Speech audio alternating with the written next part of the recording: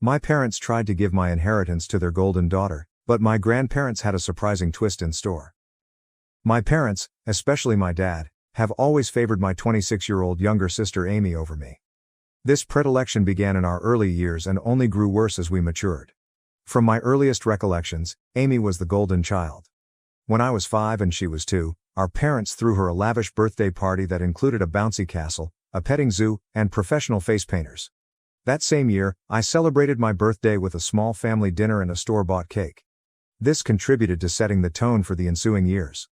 As we grew older, the distinctions became more obvious. Amy consistently got the best clothes, the newest gadgets, and the most attention. When I was 10 years old, I remember setting aside months' worth of allowance for a new bike. Amy threw a fit when she saw it because she wanted one too. Instead of teaching her to save or wait, my parents went ahead and bought her a bike that was even better than mine. School was another setting where the bias was apparent. Amy's parents typically missed my school events, but they were at all of hers. In 4th grade, I played the lead in the school play. I was so excited that I practiced for weeks. On the night of the play, my parents were an hour late, so they missed my big scene. Amy complained of a stomachache, so they were comforting her. Later on, she was okay. They had just lost track of time while playing with her. Nothing I ever seemed to do seemed adequate in terms of academics. In middle school, I frequently earned consecutive A's, joined the math club, and even won first place in a regional science fair. My parents barely recognized these accomplishments, but when Amy received a B+ on one test in her weakest subject, they celebrated with a supper and bought her a new phone to encourage her to keep improving. High school in particular was challenging. I engaged in whatever activity I could with the goal of winning their approval. In addition to maintaining a 4.0 GPA, I was the debate team captain and editor of the school newspaper. Amy breezed through school, just maintaining a C average, and she spent a lot of time with her friends. I was selected as one of 2 junior-year applicants from our university to take part in a renowned Harvard summer program. I felt wonderful, and it was such an honor. When I broke the news to my dad over dinner, he complained and shifted the conversation to Amy's upcoming dance performance. "That's nice," my mother said, "at least," but she quickly went on. When Amy's concert fell on the day I was leaving Harvard, my parents wanted to see her sing, but they were unable to take me to the airport. I requested a lift from a friend's parents. The process of applying to colleges was another excruciating one. I spent months honing my essays, participating in extracurricular activities, and studying for the SAT. I was accepted to a number of prestigious universities and awarded a substantial scholarship to attend the university of my choice. My parents' response to this, when I brought it up to them over dinner, was hardly bearable. "That's good, but don't let it run to your head. College isn't everything," suggested my dad. My mother added, "Just keep us in mind when you're off becoming a big shot." However, when Amy barely made it through high school and decided against going to college, my parents were very accommodating. They respected her for knowing herself, and for not conforming to social norms. They even bought her a car as a graduation present, which is something they have never done for me. I suffered emotionally as a result of this ongoing partiality. I struggled with anxiety and hopelessness throughout my teens and early 20s. I realized that my parents' behavior was not my fault when I started therapy in college. It took me years to build my self-esteem and learn how to validate myself independently of my parents' approval. Despite the lack of support from my immediate family, I was nevertheless able to live a respectable life. I had a respectable position in finance by the time I graduated with honors from college, and by the time I was 27, I had even bought my own home. My parents aren't, but I'm proud of my achievements. The current drama, then, starts here. My grandfather passed away not too long ago on my dad's side. He was a prosperous businessman who began with nothing and left behind a large estate. According to his will, he divided his assets evenly between his children, parents, and his siblings, as well as his grandchildren, which include myself, Amy, and our cousins. I received a sizable share of the inheritance, about $500,000. It would have enabled me to make investments for the future, settle my school loans, and maybe start my own business in the future. I was pleased with this unexpected windfall and the opportunities it might bring. However, it was evident that my parents were upset when the will was read. They later pulled me aside and told me that they thought it was unfair because I was given an equal share. Amy, who works part-time at a coffee shop and lives in our parents' basement, said that she was in more need of the money because she was in pain. I tried to remain composed despite my shock. I explained that they had no influence over Grandpa's decision-making process. They urged me to behave honorably and give Amy my due share. When I declined, They were furious and started accusing me of being selfish and lacking gratitude. They talked about every instance where they had assisted me that my dad could remember. He prioritized paying for my medically necessary braces, purchasing me the absolute minimum of school supplies, and letting me live at home when I was in college, even though I worked part-time to help with the money. Conveniently, he ignored the fact that they still support Amy at the age of 25, the car they provided her, and the numerous shopping sprees. The situation quickly became more serious. My dad decided to take care of matters himself, acting as the executor of the will. He said he would interpret Grandpa's intentions and give Amy my entire share in addition to her own inheritance. He claimed that if Grandpa had been aware of our particular circumstance, he would have won it. I was shattered. In addition to being clearly against the law, this served as a horrible reminder of how little my parents valued me. I attempted to reason with them by pointing out that Grandpa had always treated all of his grandchildren equally and that he was aware of our situation. My mother then accused me of disparaging the departed by suggesting that Grandpa might have liked something different from what my dad was supporting. When I brought up some recollections of Grandpa encouraging me to pursue my academic and professional ambitions, my parents dismissed them as misrepresentations. They said Grandpa had quietly expressed concern about Amy's future and wanted to make sure she was taken care of. When I questioned them why he hadn't just written the will that way back then, they didn't have an answer. Although Amy felt uncomfortable with the situation, she refrained from criticizing our parents. Mom and Dad know best, she simply shrugged when I attempted to speak with her alone. It was clear that she would not be of much assistance. I sought advice from my paternal grandmother, Grandpa's widow, feeling deceived and hurt. She was furious when she heard what was going on. She told me that Grandpa had not intended this at all and that my parents had no power to change the will. Grandma supplied some information that makes things clear. My parents reportedly asked Grandpa to leave everything to Amy in his will a number of years ago. Grandpa had adamantly protested, stating that he believed all of his grandchildren should receive the same treatment. In his will, he had even stipulated that anyone contesting the fair distribution would forfeit their share. Armed with this information, I took my folks on. They were shocked when Grandma revealed that they had previously tried to influence the will. My dad tried to defend it by saying they were only considering Amy's future, but I could see the guilt on their faces. Grandmother took immediate action. She contacted her lawyer and other executors of her will. She also contacted my dad's siblings, who were just as outraged by what he was trying as she was. Together, they thwarted my dad's plot and ensured that the terms of the will would be followed. My parents are not thrilled with me, but they had to back off. They accused me of inciting the family against me and contended that I ought to have resolved this internally rather than enlisting outside help. My mother wept because I had lied to them and divided the family. When my dad threatened to completely cut me out of their will, I responded that I had never expected anything from them anyhow. They are now threatening to cut off all contact if I take the inheritance. My father even said that if I were to inherit their home, I would not be allowed to live there. My mother delivered a particularly scathing blow when she said that my taking the money shows that I never really loved them and was only eager to make money off of their death. The extended family is divided on the issue. Some of my cousins are supportive because they recognize the historical partiality and respect my self-advocacy. Some people think that since family unity comes before money, I should have given in to keep the peace. This has caused tension in both my parents' and my dad's relationships, even though my dad's siblings are unquestionably on my side. Amy is caught up in all of this. She told me in private that she is not prepared to confront our parents, even though she feels horrible and didn't ask for this. I don't really blame her because she has been taught her entire life to rely on them and look for their approval. A part of me still wishes she will assist me just once. This situation has evoked a great deal of resentment and pain from the past. I find myself thinking back on all the occasions when Amy was given preference over me, including the birthday parties I missed, the school events my parents skipped, and the unreported accomplishments. It appears that a lifetime of injustice is being brought to a head by this one incident. Despite the fact that the entire situation has generated a great deal of division within the family, I am standing my position and intend to inherit what Grandpa intended. Family gatherings have become awkward, and my parents hardly ever speak to me anymore. For the first time since I could tolerate the accusing looks and chilly shoulders, I skipped our monthly family dinner last week. Despite the chaos, a small part of me feels in control. For the first time in my life, I'm facing my parents' unjust treatment. I'm stating my worth and refusing to be dismissed. It's simultaneously awful and liberating. I believe I'm correct, but I'm exhausted by the family drama. I've started having anxiety episodes again, something I haven't had since college.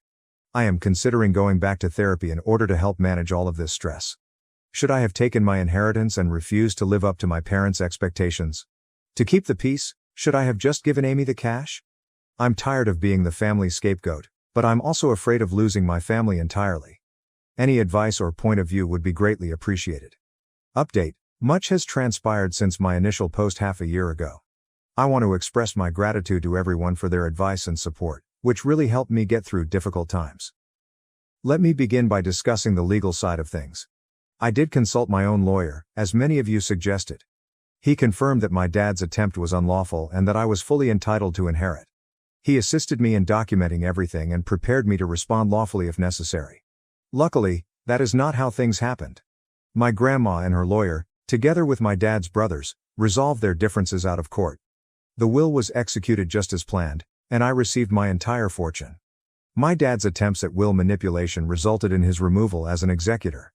This process, which took several weeks, was a little taxing. After threatening legal action, heated meetings, and irate phone calls, my parents were forced to back off since the law was clear. However, the family fallout has been notable and is still going on. My parents first reaffirmed their position. They accused me of neglecting my sister and being greedy.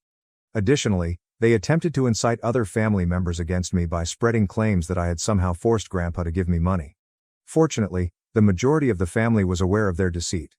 There was one particularly terrible incident at a family get-together approximately a month after the will was accepted. My aunt was entertaining and hadn't invited my parents, so they caused a commotion when they showed over without warning. As my dad began to yell that I had stolen from Amy and turned Grandma against her, my mother threw an old photo album right at my feet and said, "I ruined all these wonderful memories." It was awful and uncomfortable. It took a few family members to calm things down and convince my parents to go.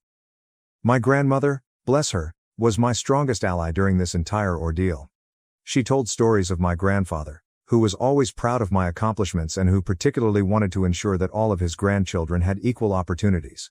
She also claimed that Grandpa had kept a scrapbook of my achievements, including copies of my college acceptance letters, media clippings of my academic achievements, and even the program from the university play that my parents had been late for. This realization was both beautiful and heartbreaking. Additionally, Grandma offered to update the family's records. She planned a family get-together without my parents there and detailed the whole history of my parents' prejudice, including incidents I had either completely forgotten or had never heard of. It was heartbreaking to finally have someone acknowledge the injustice I had endured for years, but it also brought up old wounds. In all of this, my sister Amy finally found her voice. After considerable introspection and several lengthy conversations with our grandma, she personally came to me and apologized for not standing up for me earlier. She claimed that although she believed our parents' preference was wrong, she had been too afraid to question it. We talked extensively and passionately about our early years and how they affected us both. Being the favorite child wasn't as amazing as it seemed, Amy acknowledged. She felt a lot of pressure to meet our parents' expectations and never learned how to stand on her own 2 feet. She related stories of how she longed to do things independently, but our parents would step in and take care of everything for her, denying her the chance to grow and learn from her mistakes. This conversation was a turning point in our relationship. We started to repair the sibling bond that our parents' favoritism had severed. Through this family turmoil, the two of us have been getting together for coffee on a regular basis to talk and support one another. Everyone was shocked when she announced that she would use her inheritance to pay for education. She said she was inspired to take charge of her own life after witnessing me defend myself. She first enrolled in a local community college with the intention of transferring to a 4-year university after deciding what she wanted to study. Our parents gasped with surprise. I think they were aware that Amy had not benefited from their babying. My parents' reactions to all of this have been varied and evolving. At first, they viciously attacked us both. Since they claimed I turned Amy against them, they attempted to use guilt to get her to drop out of college in order to support the family. When that didn't work, they changed tactics. My mother started to realize how harmful their behaviors had been after having several lengthy conversations with my grandma and witnessing Amy's remarkable change. She has started therapy to deal with her issues and made some tentative attempts at reconciliation. She apologized, acknowledged that she had been unjust, and asked for an opportunity to make amends. It takes time, and although I'm cautiously optimistic, I'm also setting firm boundaries. Sadly, my dad has been less inclined to take responsibility for his faults. He feels like the victim in all of this and is still quite angry. Since Amy decided to attend college, he has been cold toward her and rarely communicates with me. He has made a few attempts to exert control over us, threatening to sell the house we grew up in if we don't change our ways or offering to forgive us if we do. It hurts to see him alienate himself from both of his children in this way, even if we are both standing strong. The extended family's dynamics have undergone a significant shift. I now reside nearer to my grandma and my dad's siblings, who have been really supportive. I feel less alone in this battle now that I've heard from my aunts and uncles about how they've dealt with my dad's difficult behavior throughout the years. I've also grown closer to some of my cousins who supported me. We can all catch up without being distracted by the drama of the older generations by starting a monthly cousin supper. I have been using my inheritance well for myself. I feel incredibly financially free now that I have paid off my student loans. I have put together a diverse investment portfolio in collaboration with a financial advisor. Additionally, I have some money saved up for the possibility of starting my own business in the future. I'm looking into starting a community center that offers affordable mental health services and courses on financial literacy. The most important use of the funds, however, has been for me to purchase therapy for myself and offer to do the same for Amy. We are both trying to move past the things that happened to us as children and are learning how to set healthy boundaries with our parents. Even though it's a long path, I already feel like I'm learning more and getting better at overcoming long-term bias and emotional neglect. My life has improved in some surprisingly positive ways as a result of this entire process. I've learned a lot about setting boundaries and protecting myself. Even though I know I made the correct decision, it hasn't always been simple, and there are still challenging days. I'm proud of myself for defying pressure and guilt. One of the most surprising outcomes has been a shift in my career path. Managing all of this family strife and going to treatment has made it easier for me to recognize my own enthusiasm for helping those suffering.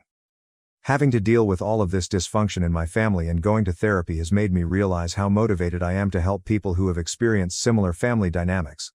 I'm currently considering going back to school to work as a family therapist and specialize in adult children of emotionally immature parents. I've also been working at a local juvenile facility, where I've been helping kids from difficult family situations. It is incredibly fulfilling to be able to provide the kind of support and encouragement I wish I had received as a child. I'm even thinking of spending some of my fortune to start a scholarship fund for kids in similar situations. My communication with Amy has continued to improve. Every month, we celebrate Siblings Day by doing something fun for the two of us. Last month's hike and lunch was the most relaxed and intimate we've experienced since we were young kids. We are slowly re-establishing our relationship on our own terms, free from the influence of our parents. Things with my parents are still difficult. My mom has been working to mend our connection. She has been going to therapy on a regular basis and has even started to see some of the harm caused by her bias. During a few one-on-one lunches, we have discussed our past and future goals in an open and difficult manner. It's not perfect, but there has been progress. But my dad is still against change. He continues to claim that he did nothing wrong and that Amy and I should be grateful. He skipped a number of family events since he won't be in the same room as me. I'm attempting to let go of my need to force him to change his perspective or regulate his responses, even though it hurts. Grandma has become a rock for Amy and me. She has also been telling us more stories about our grandfather, who was proud of us for standing up for ourselves. She has been an excellent mediator in family disputes because she consistently advocates for fairness and understanding. Many lessons on the true meaning of family have been taught during the entire process. I've realized that sometimes the family you choose may be more supportive than the one you grew up in. I have become closer to my aunts, uncles, and cousins who supported me over this trip, in addition to creating a close-knit group of friends who have been very beneficial. I've also grown to realize how important it is to set boundaries and take care of myself. I'm getting better at saying no to situations that endanger my mental health, and I no longer feel guilty about prioritizing my own well-being. I had always put off exploring new interests and hobbies because I was so focused on trying to win my parents' approval. I would like to advise people in similar situations to not allow anyone to make them feel guilty about obtaining what is rightfully theirs. It's fair to protect yourself, even if it causes controversy. Despite the complexity of family dynamics, you deserve to be treated fairly. Never forget that it's never too late to start living the life you deserve. If required, seek therapy. Surround yourself with supportive people, and don't be afraid to set boundaries. Your value is determined by who you are, not by how your family treats you. Again, I want to thank all of you for your encouragement and suggestions. It meant more than you would have realized during a really difficult time. Even though the path has not been easy, I am looking forward to the future and feel a level of confidence that I have not had in years. I'm eager to see where this new phase of my life will take me, and I'm determined to break the pattern of partiality and improve the connections in my own future family. My parents left me in debt to fund my brother's failed business. Now they want to meet my daughter. Should I let them back into my life? I never expected to be writing this, yet here I am, seeking help from strangers on the internet about my family situation. My name is Johnny, and I am 32 years old. I've been estranged from my parents for over 8 years, and now they're attempting to re-establish contact. I'm not sure how to handle this, and I might really benefit from some outside advice. To comprehend my condition, you must first know about my childhood. I grew up in a little town in Ohio as the older of 2 sons. My younger brother, Bobby, 30M, was born when I was just 2 years old. Bobby was unquestionably the golden child.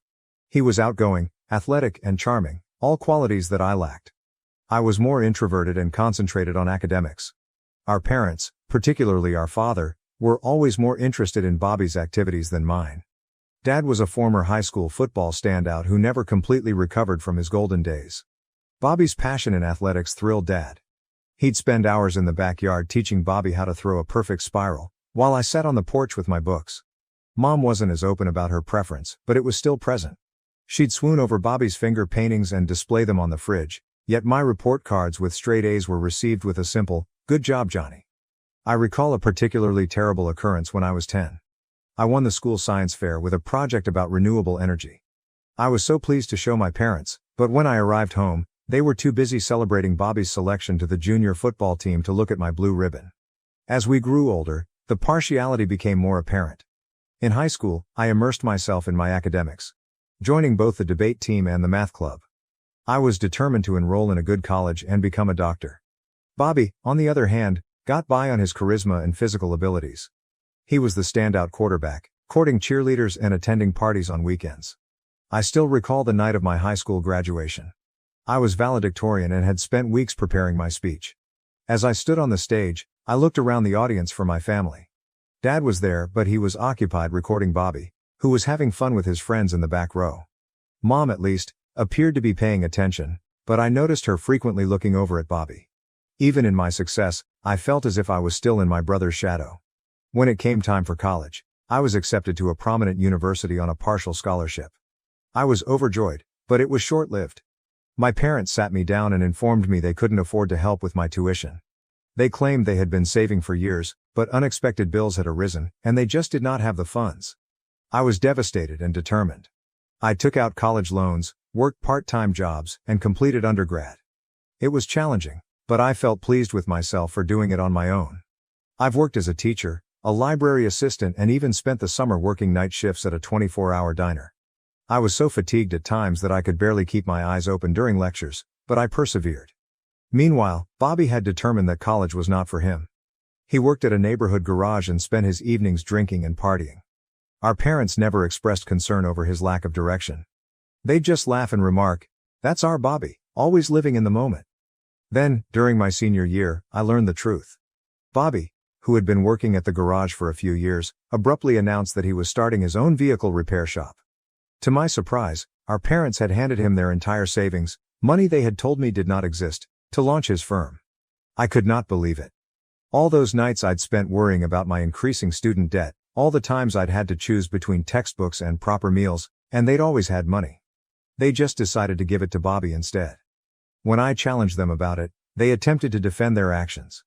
They argued Bobby needed the money more because he didn't have a college degree, whereas I would be all right because I was intelligent and would earn a good living as a doctor someday. They didn't seem to understand or care about the tremendous debt I had incurred or the stress I was experiencing. That was the final straw for me. I completed my degree and was accepted into medical school, but I cut off practically all contact with my family. I only spoke with them around significant holidays, and even then, it was quick and perfunctory. I immersed myself in my studies, determined to excel despite their lack of support. During my second year of medical school, I met Donna. She was a talented, compassionate law student. For the first time, I felt truly recognized and valued for who I am. We began dating and she became my rock. She listened to me when I talked about my family troubles and never condemned me for choosing to distance myself from them. Following graduation, Donna and I married and relocated to Seattle for our respective residencies. We established a life together, away from my family and the agony of my past. 2 years ago we welcomed our daughter Lily into this world. Becoming a parent caused me to think about my own childhood, and I promised myself that Lily would always feel loved and supported, no matter what path she took in life. Fast forward to now. I'm a successful pediatrician. Donna is making waves at a well-known law firm, and Lily is a lively 2-year-old who keeps us on our toes. Life is nice, but I'm still saddened by my family's treachery. A few weeks ago I received a call from my mother. It was the first time we had spoken in months and I sensed something was amiss. She was in tears, explaining that Bobby's business had failed and that he had returned to live with them. Apparently, he had made some poor decisions, gotten into debt, and was now unemployed. My parents had to refinance their home to assist him out. They suddenly want to reconnect with me. They've been calling and texting, requesting to visit and see their grandchild. My father even sent me an email expressing his pride in my accomplishment and his desire to make amends. Part of me wants to give them a chance. After all, they are my parents, and I miss having a family. I think about Lily and worry if I'm robbing her of grandparents. However, another part of me is angry and upset. They seem to want me in their lives now since Bobby has disappointed them and they need someone to be proud of. I do not know what to do. Should I provide them another chance? Should I keep them at arm's length, or should I stick with the distance I've developed over the years? Donna thinks I should at least listen to them, but she's also protective of me and doesn't want me to get injured again. She has offered to be present when I speak with them as a buffer and support system.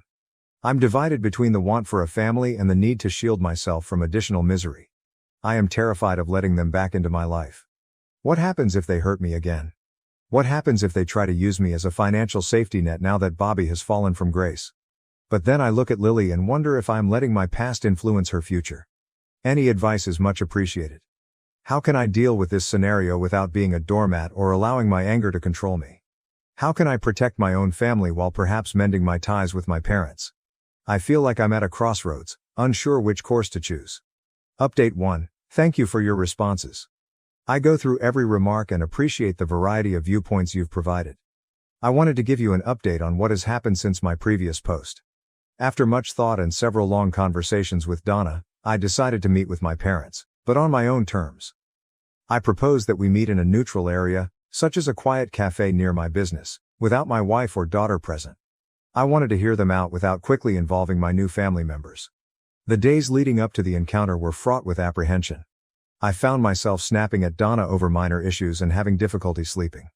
The night before, I sat in Lily's room long after she had fallen asleep, admiring her serene expression and wondering if I'd made the correct decision. The morning of the meeting, I arrived at the cafe early.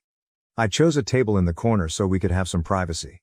As I waited, I couldn't help but think of all the times I had sat waiting for my parents to arrive at my events, debate competitions, science fairs, and even my high school graduation party. They were often late, typically due to something involving Bobby. But this time, they arrived early. I observed them approaching the cafe via the glass. They appeared older than I remembered, and more worn down. My mother's hair was completely gray, and my father appeared to have shrunk, his once strong shoulders now slightly slumped. They entered the cafe, and for a little period, we all stared at each other. Then my mother ran forward and hugged me passionately. I flinched at first, unaccustomed to such demonstrations of devotion from her, but I gradually hugged her back. My father stood awkwardly to the side, visibly uncomfortable. We sat down, and I let them talk first. My mom performed the majority of the talking. She began by apologizing for the past, stating that they had understood how unfair they had been. She expressed how proud they were of my accomplishments and how they regretted not helping me more. Then came the kicker. They stated that Bobby's situation had a role in their desire to reconcile. Apparently, his failing company venture was more than simply a bankruptcy. He became associated with some unscrupulous guys and ended up with gambling debts. My parents had to sell their vacation home and take out a second mortgage to help him out. As they talked, memories flooded back. I remembered the summer before I left for college, when I begged to use the vacation home for a week with some friends. They had said no, claiming they intended to utilize it themselves. Later, I discovered that they had let Bobby and his pals stay there for a month. I listened to everything silently, letting them talk. When they were finished, I took a deep breath and told them how I truly felt. I detailed every incident of favoritism. Every time they ignored my accomplishments in favor of Bobby's latest wish. I told them about the evenings I sobbed myself to sleep in college, wondering why I wasn't good enough to have their support. I told them about how I had to sell my laptop, a high school graduation gift from my grandma, to pay for textbooks. I described how during college, I had to work night shifts at a diner, coming home stinking of grease and fatigued, while they paid for Bobby's partying. My father attempted to intervene to defend their behavior, but I shut him off. I reminded him of all the football games he had attended for Bobby, as well as how he had missed my debate team's state victory because he was at one of Bobby's games. I informed them that, while I appreciated their apologies, it did not erase years of pain and neglect. I made it obvious that if they wanted a relationship with me, it would be on my terms, which would require time and effort on their part. I also addressed the elephant in the room, Bobby. I informed them that, while I sympathized with his predicament, I didn't want to be his safety net or compete for their attention again. My life, my wife, and my daughter were my top priorities right now.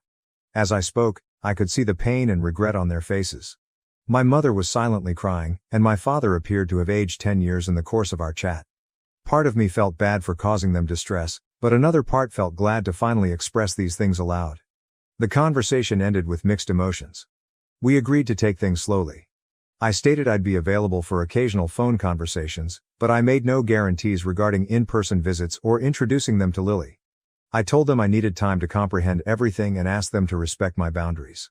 As I left the cafe, I felt an odd combination of melancholy and relief. It wasn't the heartfelt reconciliation some had hoped for, but it seemed genuine and essential. I walked to my car and sat there for a while, repeating the conversation in my head. When I arrived home, Donna was waiting for me. She took one look at my face and hugged me. We sat on the couch and I told her everything. She listened without judgment, providing comfort and support. Donna asked me how I was feeling that night when we were lying in bed. I told her I was unsure. Part of me felt lighter, as if I'd finally let go of a load I'd been carrying for years, but another felt raw and exposed, as if an old wound had been reopened. I'm still processing things, but I feel like I've made a step toward healing. Even if the path ahead remains unpredictable. I know it won't be easy, and there will be a lot to go through, but for the first time in years I feel like I might be able to reconnect with my parents. I'll keep you updated as things progress. Thank you all for your encouragement and wisdom. It has given me the strength to confront this circumstance front on. Update 2. It's been approximately a month since my meeting with my parents, and I wanted to provide another update. Things have been complicated. True to my word, I have allowed only limited communication with my parents. We've had a few phone calls, mainly brief and embarrassing. My mother has worked quite hard, possibly to an excessive degree. She calls more frequently than I'm comfortable with and is always curious about Lily.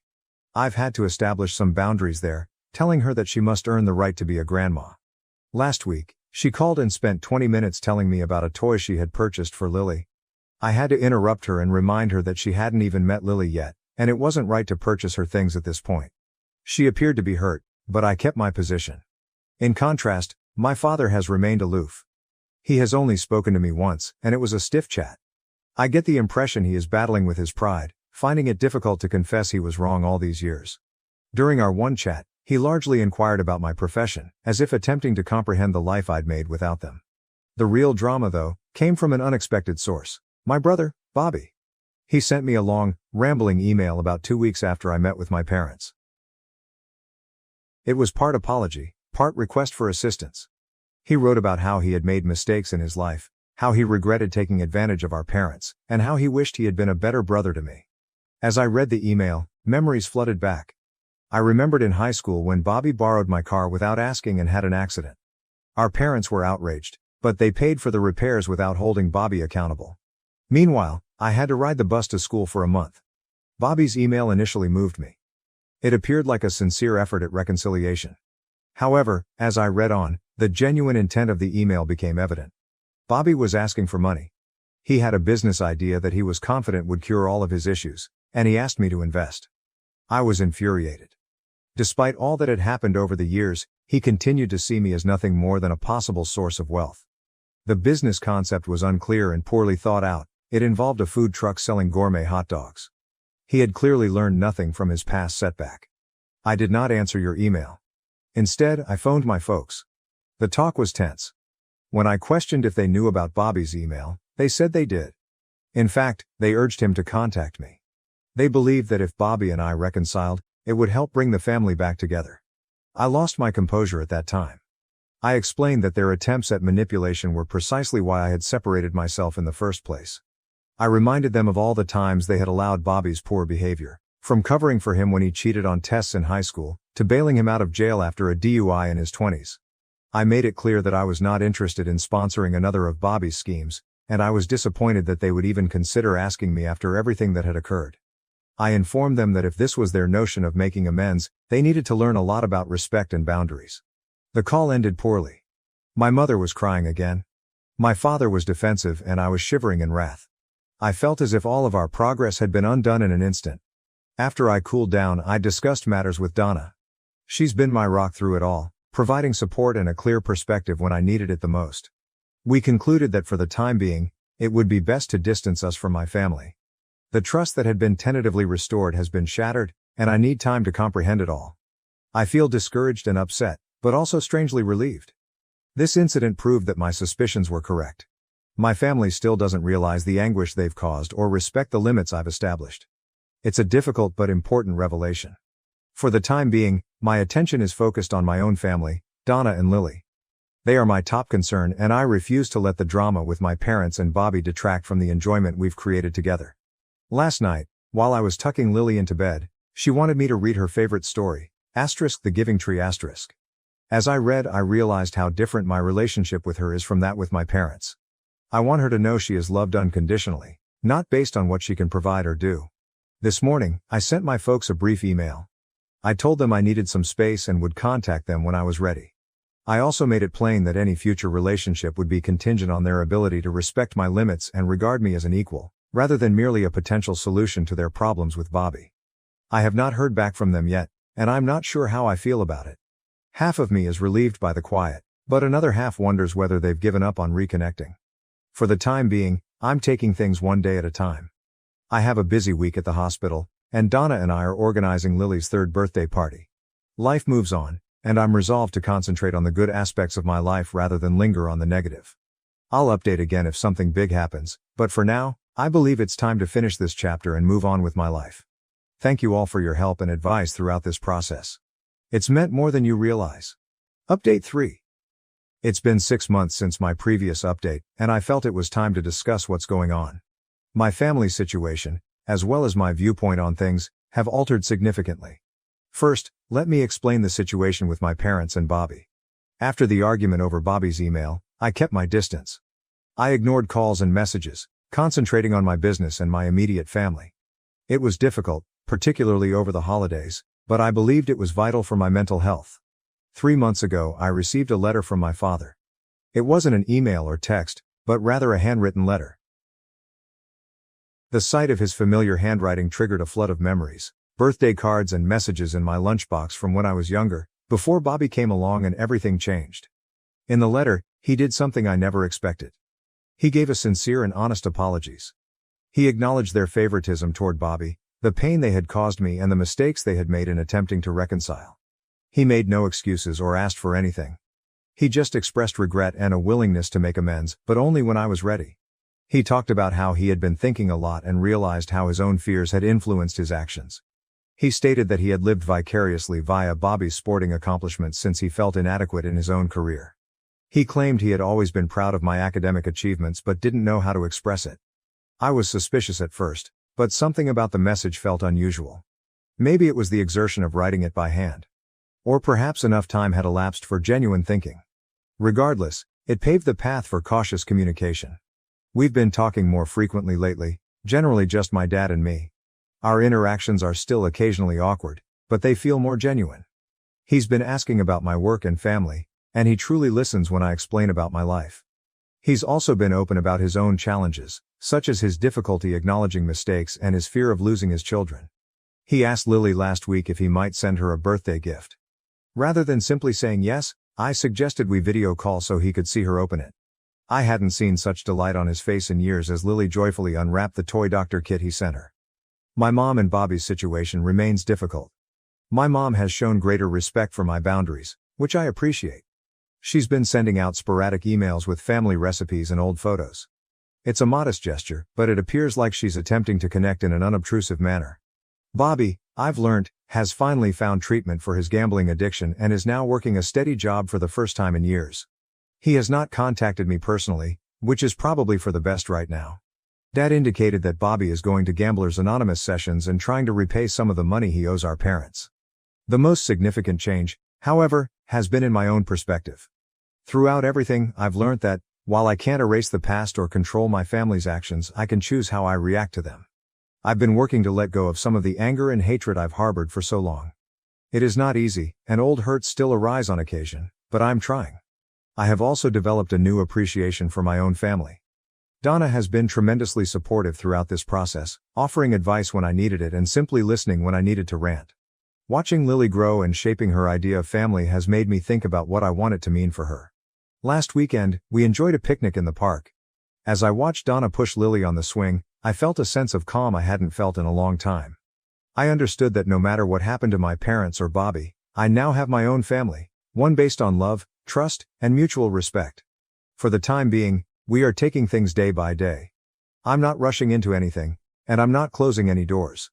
My top priority is still my wife and daughter, but I'm cautiously enthusiastic about the possibility of healing some of the rifts with my parents. This path has been both painful and fascinating.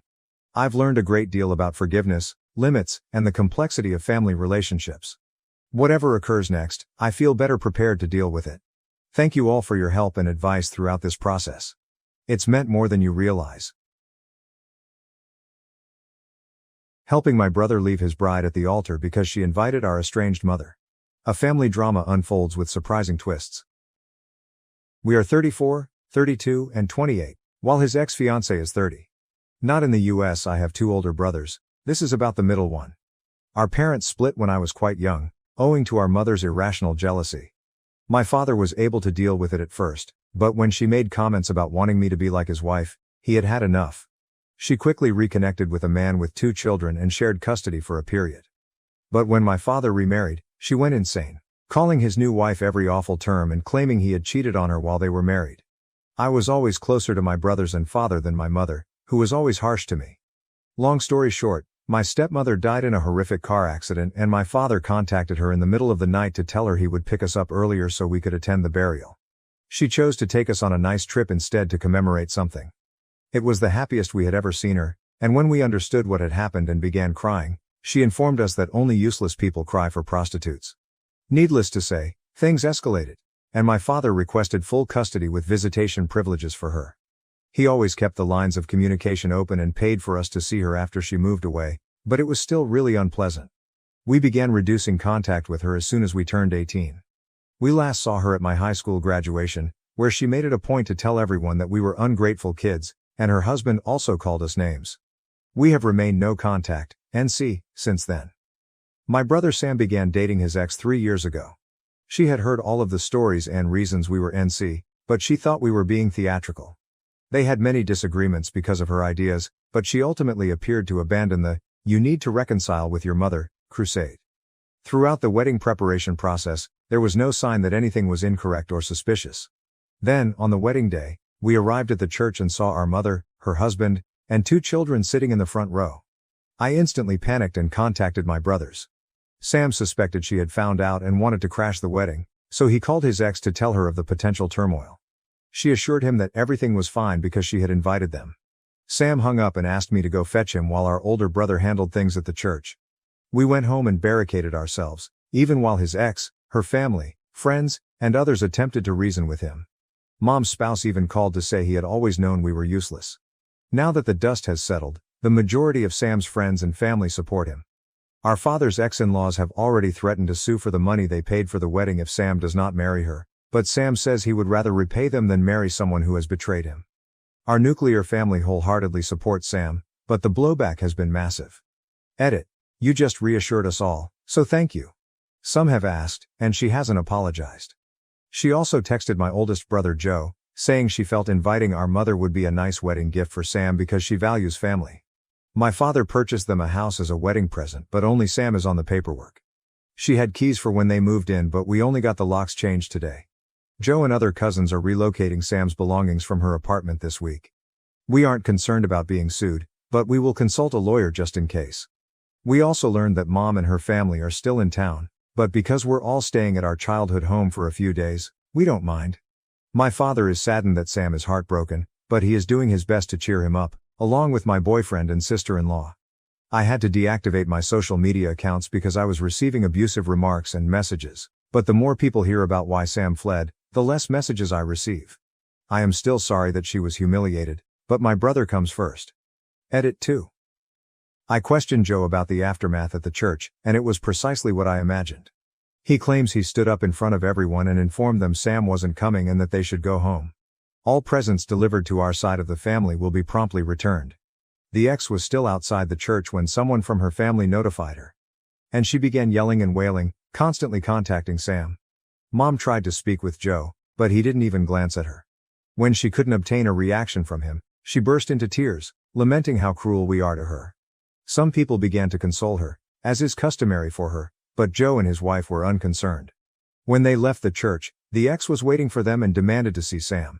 Joe resisted, telling her no. Then she wanted to know what to do about the party, to which Joe said that if she didn't want the venue, he would arrange for the food to be distributed to the workers so that it didn't go to waste. Everyone was shouting except Joe, who kept calm since he didn't want to satisfy Mom.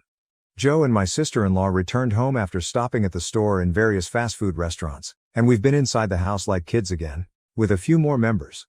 When we asked Sam if he wanted them to leave, he insisted on staying. We had all planned to spend time with our families following the wedding, so it was not an issue. When the ex arrived at the gate, we understood she was not going to use the venue, so my sister-in-law called the venue with Sam's information and asked them to give the food. She also sent some advice for their problems. It appears that we will receive all of the alcohol that my father paid for, so we will be pretty drunk by the end of the year. A few people messaged me, asking why our father ever married our mother. The answer is simple: he adored her and felt she was the nicest person imaginable. It turned out she wasn't, but she knew no one else, except possibly her unpleasant husband, would marry her unless she seemed to be kind. Dad even considered staying with her until we were grown-ups, but her condition worsened. She used to be really sweet, and he thought she was changing, but she would then revert back. As for my ex-sister-in-law, we have no doubt she feels our mother is a nice person with ungrateful children since she can be incredibly charming. Some individuals find it amusing to make fun of others as long as it is not directed at them, but this does not excuse what she did. Sam's only explanation was to his boss, who attended the wedding. His boss was quite kind and surprised by what our mother put us through, given how well adjusted and happy we appear. Our father stated it was a shock for all of us, and he told Sam to stay home for as long as he needed. Sam is returning home for the time being. I showed the post to my family, who were affected by your thoughtfulness. Sam wants you to know that his ex-fiancée did not exhibit any alarming behaviors, and he honestly believes she understood his upbringing. He agreed to meet with her and her parents today, but only if it was at our house, where we could support him. It will be an interesting visit. Update: Sam lost some money, but it will not affect him. Her parents paid for her outfit, a very beautiful cake and a portion of the honeymoon. His ex wasn't the most popular in-law, but we believe she adored Sam. We don't have any touch with Mom's side. Joe used to communicate with our grandmother, but after his wedding, another disaster, he cut her off too. Mom's statements about me wanting to be the wife stemmed from her idea that we shouldn't have daddy-daughter days. However, there were also Daddy Joe and Daddy Sam days. Dad constantly attempted to spend time with us, both individually and as a group. She's just unwell. We don't advertise our childhood, so when others inquire about our parents, the typical response is, "It's just my dad." Or "It's just my siblings and my dad." Most people assume Mom is deceased, avoiding the unpleasant question about why we don't speak to her. Mom's stepchildren are both male and in their early 30s. Our father now has a long-term girlfriend, and we really enjoy her. She's been doing her own thing over the last 3 days, but she says we have her full support. The update: I was curious why Sam agreed to the meeting after not speaking with her, but it turns out she sent videos and images of all his possessions on the floor to his best buddy, Tom, and threatened to burn or destroy everything unless Sam spoke with her. Tom went to see Sam and told him what had transpired. They advised her that they needed entry to the flat before anything could happen. Tom, Joe, a few cousins, and my boyfriend went over to pack Sam's clothes, devices, and crucial documentation. Sam joked that they were the fastest moving staff he'd ever witnessed. The meeting, for lack of a better term, was absurd. She arrived with her parents and sisters and attempted to speak to Sam alone, but when he refused, she simply began chatting. Not once did she apologize. She stated it was not her fault that we don't appreciate the value of a true family and were trained to despise mothers. She stated that her main purpose was to teach Sam to value mothers because she was terrified he would take her children from her, as he had been taught to do. Sam said nothing until she called our family a cult and humiliated our father. As you might expect, this is a sore subject for all of us, and we won't let anyone insult our father. Sam went off on her, calling her a disgusting liar, stating he was horrified that he had ever held her hand, and thanking the world that I am always early to everything. He informed her that sticking with a dishonest husband, like her mother did, is not anything to be proud of. He claimed she had merely pretended to be kind so that he would marry her. He then detailed all of the small faults he had overlooked because he sincerely loved her, or at least who he believed she was. Sam stated that he would never forgive her for the suffering she caused his siblings, but he did not hate her because she did not deserve so much of his attention. He concluded by saying she had had enough time to straighten things up and that because she acted like the victim, he would make sure everyone understood why he didn't attend the wedding. It was horrible, but it was therapeutic and important for Sam. Her parents said nothing but were clearly embarrassed. She cried, and her sisters attempted to defend her and their parents' relationship, expecting us to argue back, but we did not.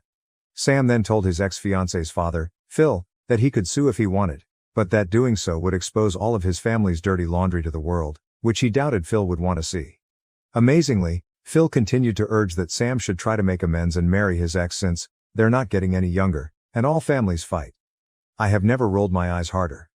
The remainder of the meeting was spent on logistics, returning wedding gifts, ceasing harassment from their relatives, canceling the honeymoon, and changing the locks. Sam's ex was crying and attempting to talk to him, but Sam was all business and didn't want anything from her. He only answered directly when she mentioned keeping the engagement ring, even though no one had requested it. Later, when the booze arrived, our mother and husband crept through the gate when it opened. She said she just wanted to talk to her baby boys. My father requested her to go, but she insisted that he had raised us incorrectly and that we had embarrassed her with our actions. She couldn't believe we were such bad people, and suggested we make amends with her because we clearly lacked maternal love. She got it right, and the outcome was pathetic. Joe walked outside and ordered her to go since the cops were on their way. She took advantage of the chance to cry because it was Joe's first conversation with her in roughly 10 years. She tried to persuade him to join her and her husband for dinner, but Joe simply urged her to go and stated that the only thing he wanted to hear about her was when her burial was, so he could rejoice. Mom cried hysterically, while her husband screamed, demanding an explanation and even threatening to strike Joe. My father and Joe went back inside and left them at the gate until we noticed they had finally left. Then we closed the gate. Some people struggle to comprehend why we behave the way we do, yet what I've said about our mother is only the tip of the iceberg. Dad wasn't very proud of what Joe said, but he saw that Joe needed to express himself and was speaking on behalf of all of us. Maybe this makes us awful people, but we really don't want to see her again. We will all have family therapy sessions in addition to individual ones. Sam no longer wants the house, but Dad advises him to take things slowly, with the first step being to mend his heart. We've been watching horror movie marathons, with a few Disney oldies thrown in, and we've even created a drama bingo game with all of the possible outcomes. I suppose we are dramatic after all. We love each other and we're educated to treat others with respect, yet when pushed, we can be petty. While I would never wish to be abandoned at the altar, I would do it again because I adore my brother more than I feel sorry for her. We'll go on a family trip someday, but for now, we'll just enjoy spending time together. To the individual who said Joe is a hero, his siblings could not have asked for a greater brother and friend. We have read all of your letters and would like to thank everyone for allowing us to vent, for the awards, and for their support. Sorry if my English isn't great. Joe and Sam are clearly fictitious names, but I hope you understand. Also, my brothers are reading your remarks and want you to know how much they appreciate your positive attitude. To anyone in a similar circumstance, know that things will get better. Update 2. Some clarifications.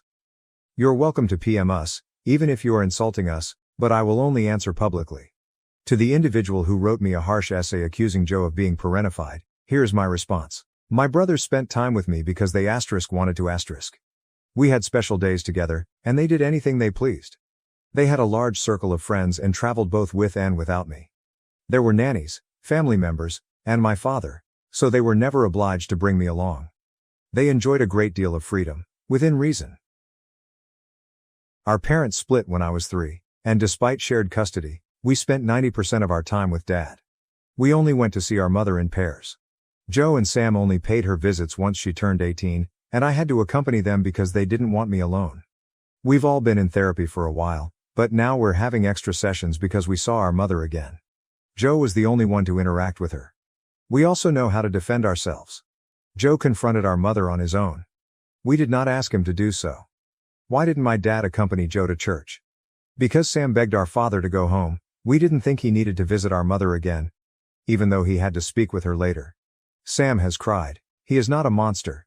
He is simply heartbroken. He believed he could spend the rest of his life with Daniela, that he was a good judge of character, and that he would never have to face our mother again. There are many emotions, but because of our upbringing, we've gotten quite skilled at controlling our feelings with people we don't trust or like. We learned this survival ability as a result of how we were treated. Joe had a relationship with our grandma, but he stopped communicating with her after she invited our mother to his wedding as her +1. The location did not host any religious ceremonies, and security had a no-entry list. Joe sent Grandma a note and never spoke with her again. We also did not attend her funeral. The wedding had roughly 250 attendees, and Daniela used different names on the seating chart, so we didn't know about the invitation. By the way, Daniela is not Brazilian, and my father wanted me to let you know that his children are not alcoholics. He's worried that people will believe we are, even though this is anonymous, lol. Anyway, this week has been crazy. Those who advised being prepared for the pregnancy technique were right on. She announced online that she was pregnant, leading others to stress out and phone Sam to see whether it was true. Sam called her and urged her to remove the post, but she kept insisting she was pregnant. He told her they needed to talk, so she erased the post and met up with him. This woman assumed he wanted her back. I accompanied Sam to meet her. She was joyful until she saw me enter the room, at which point she burst into tears and clutched her tummy. Sam questioned her whether she was truly pregnant, and she responded yes, claiming she did not want her child to grow up in a shattered home. Sam insisted on going to the doctor right away to confirm, and she cried even more, yelling that he didn't believe her. Long story short, she was not pregnant. However, following the encounter, she claimed online that Sam was pressuring her to have an abortion and that she was upset. As you may guess, this was terrible, and people were phoning Sam, unsure what to trust anymore. When my sister-in-law, Anna, learned about the posts, she called Daniela. I am not sure what was stated during that chat, but I have never seen Anna so upset. The posts were removed, but Anna sent an email to everyone on the wedding list explaining everything, including the fact that Daniela was never pregnant. This morning, we learned that Daniela had a breakdown and left voicemails for Sam stating that if she couldn't be with him, she wanted to die. This is straight out of our mother's playbook, so Sam called the cops and reported what had occurred. Her family put her into therapy, and she is currently being monitored. None of this makes us happy, but we don't want to be involved anymore. We've already changed our phone numbers and requested new ones. Our mother even emailed Anna, threatening to sue her for defamation over the email campaign, but we aren't worried. Anna's parents are wonderful and fully back how she handled the situation. Joe was upset, but Anna persuaded him to let go and move forward. Mom's spouse has been charming as usual, and Dad is considering a restraining order, which isn't very effective where we live. We had a great time together at home yesterday. There was karaoke, dancing, delicious food and beverages, games, and even a bouncy house, because why not? We adore them. Most people avoided discussing the wedding and the drama, but those who did so in an appropriate manner. Dad has already handed most of the alcohol he paid for as wedding gifts to his employees, allowing them to select one bottle each. He's also including bottles in his Christmas gift baskets this year. We are spending the holidays together and traveling. I told Sam about a new paint color for the house, but he simply does not want to live there anymore. He plans to rent it out.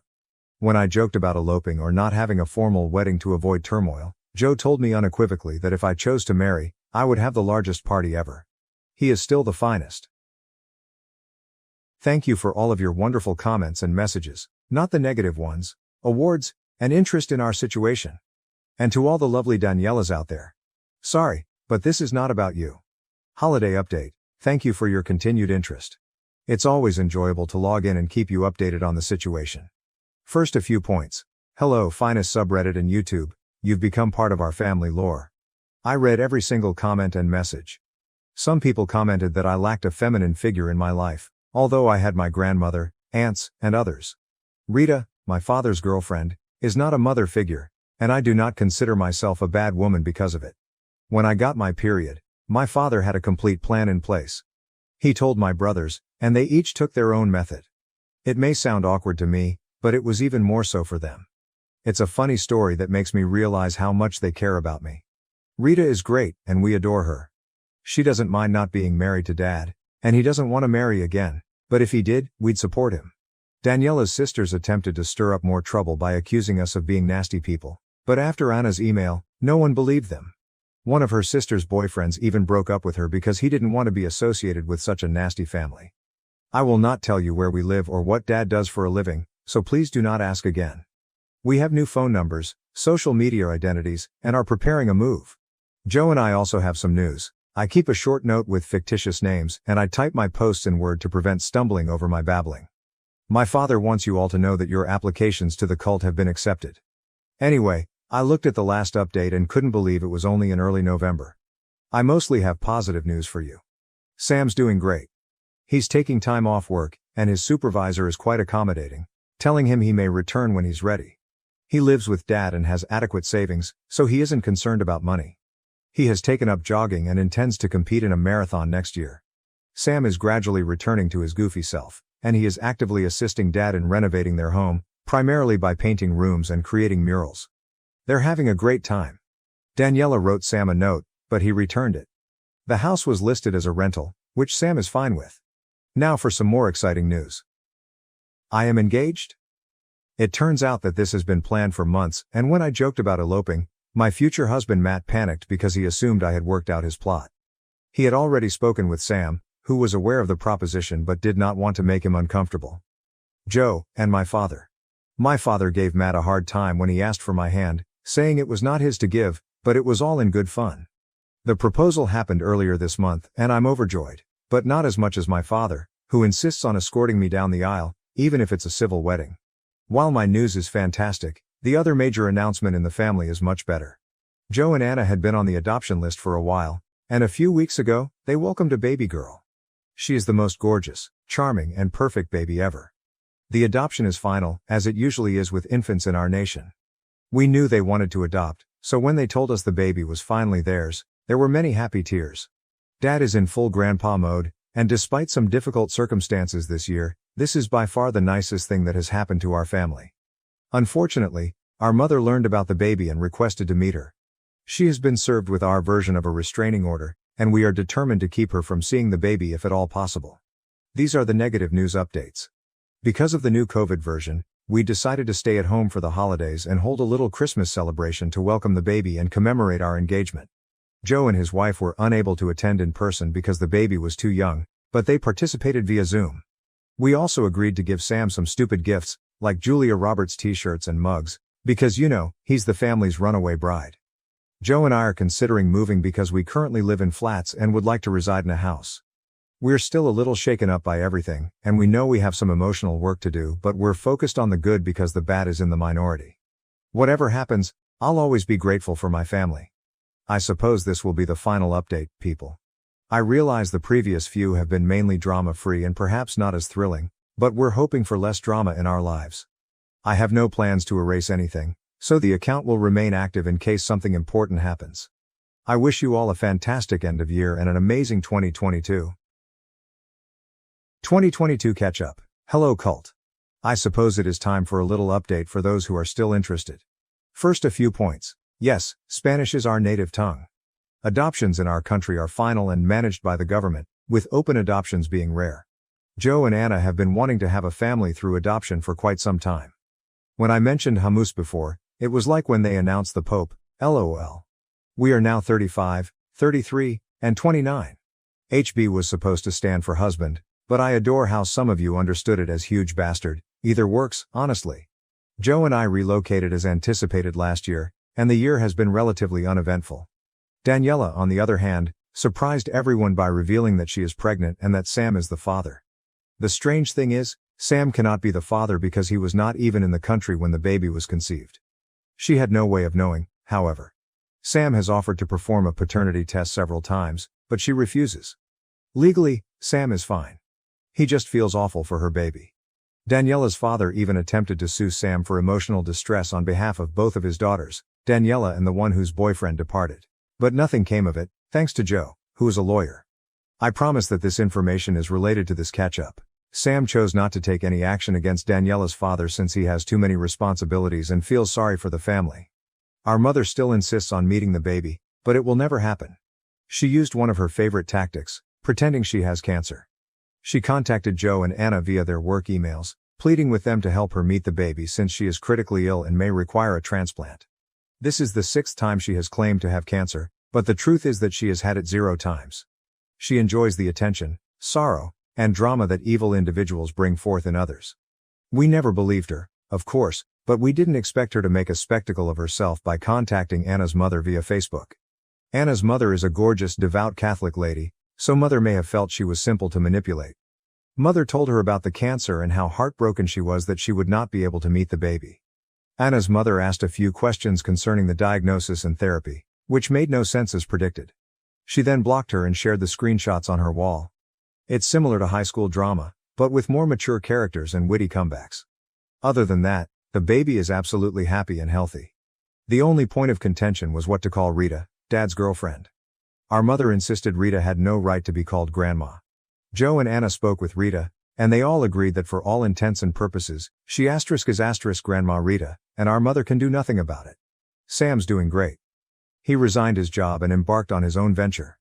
He is still living in the family home, renting out the second house, and is seeing someone.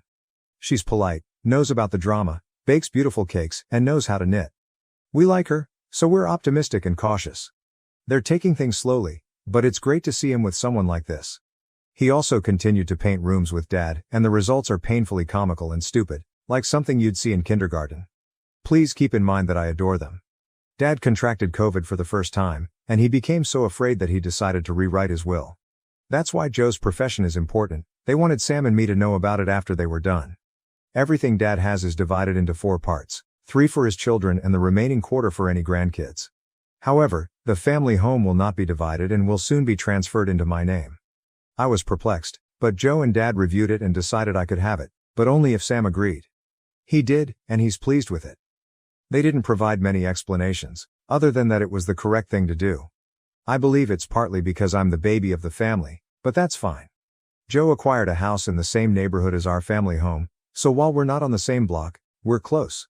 Matt and I are no longer buying anything because I will be getting the house, which makes no sense.